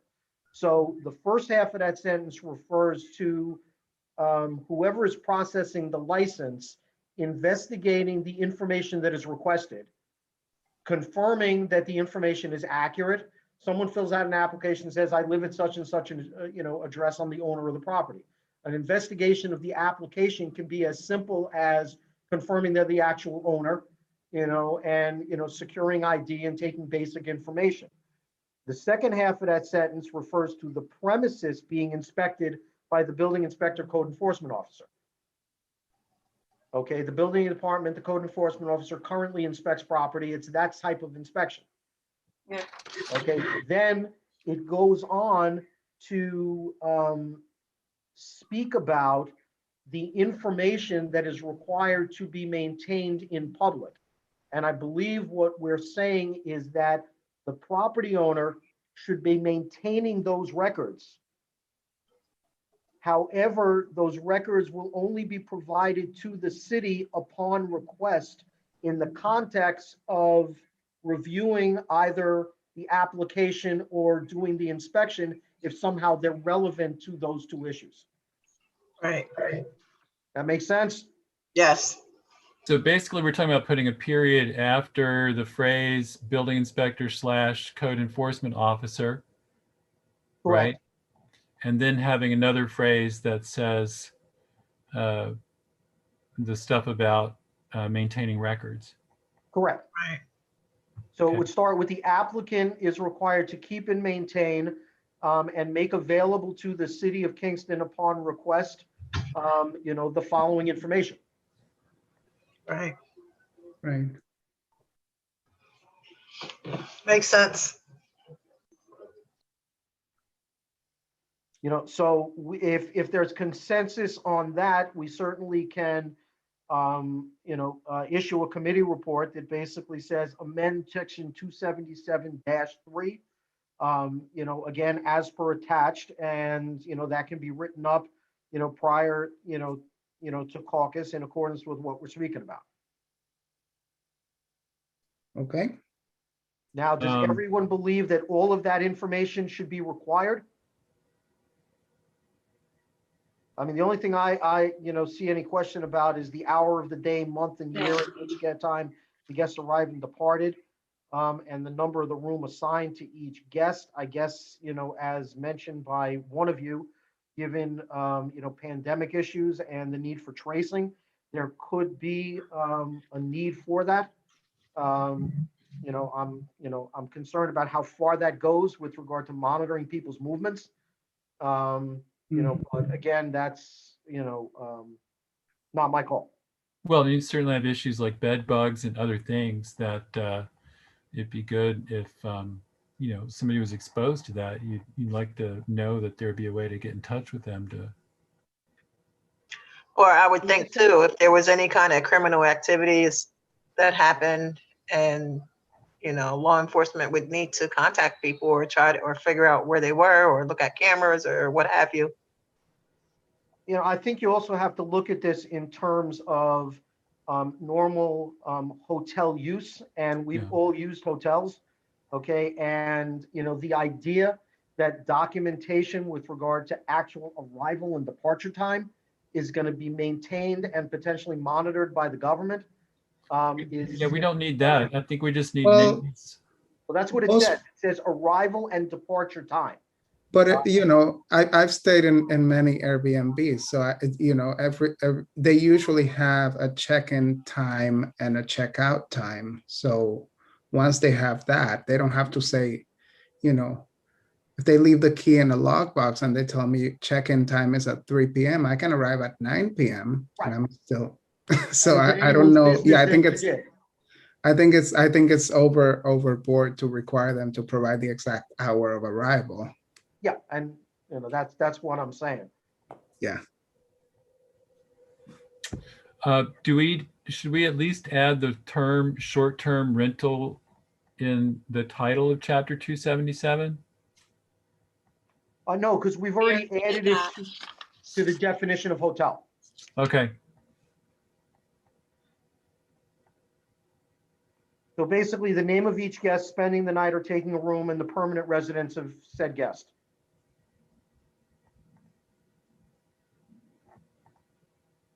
Yes. Yes. We're all good with that? yes. Patrick? Can't hear you. And a contact number, correct, because of any kind of health-related issues.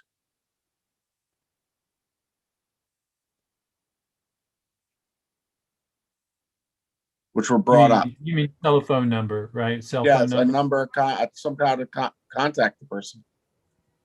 is beyond just the permanent address. So permanent address and contact information for said guest. Yeah. Okay.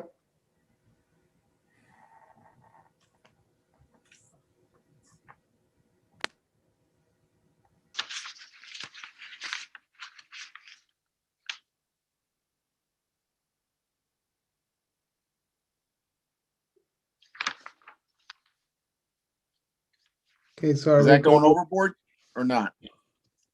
You're I good. think that's good. Your So, call.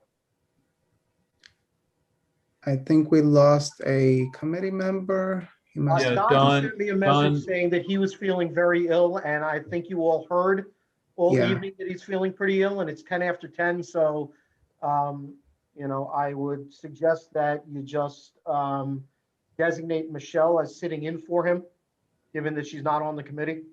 Okay. Okay, so, So do I have to say that for the record? Yeah. Alderwoman Michelle Hirsch is now filling in for Don Tollerman. okay. So we have, consensus on 277.3. The other suggestion that we had, and it doesn't necessarily have to be done tonight because this is going to be an ongoing process, is including language that says that the demonstration of the payment of board taxes through the county is, basically, presumptive evidence of the pre-existing use and, the entitlement to a license. Okay. Everyone understand that? Basically means that those people who are already running them, who are already registered through the county and paying taxes, are presumptively entitled to a license. That's good.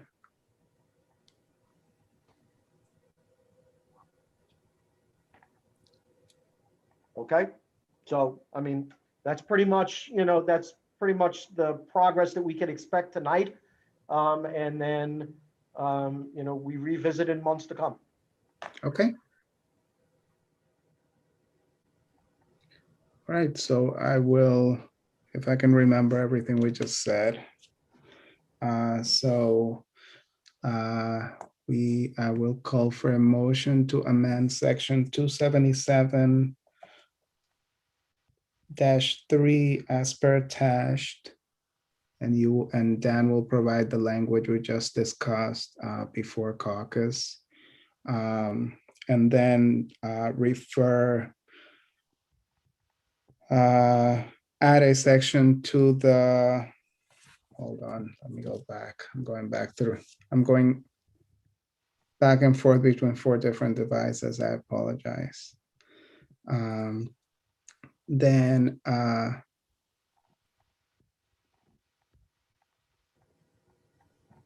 add a section that refers the fee to the fee schedule and refers same to the finance committee for determination on the fee. Did I miss anything, Dan? Yeah, it would be an amendment to 277-2 that says a fee will be charged for the processing of an application for a license in an amount to be determined, by the council and set forth in the fee schedule. There's, and then in addition, amending 277-2 sub C to provide that the proof of the payment of county board taxes is presumptive evidence of the pre-existing condition and entitlement to a license. Okay. So do I have a motion? Motion by Rennie Scott Childress. Do I have a second? Do I have a second? Or, okay, second by Michelle Hirsch. All in favor? Okay, passes unanimously. Is that all then, or is there anything else in relation to this that we needed to address? It's 10, sorry, Jeff, it's 10:15. I can't even think anymore. So we're just gonna have to continue it in months to come. Yeah, that's what I was thinking, because I'm on the same page as you. So, all right, that concludes our agenda for the day. Jessica, I'm forgetting her name, Alonso, I believe was her last name. I never saw her join again. So the YMCA sojourner request for us to declare a Sojourner Truth Day will be postponed until next month when she or somebody else from the organization can join us to speak about it. Okay, any other questions? Any other comments? All right, I will call for a motion to adjourn. Motion by Rennie, second by Michelle. All in favor? All right, good night, everyone. Thank you, Jeffrey. Good night, all. Thank you. I still didn't make it as long as you, Rennie. Not something to strive for. After 10 o'clock, Jeff, it's all the same.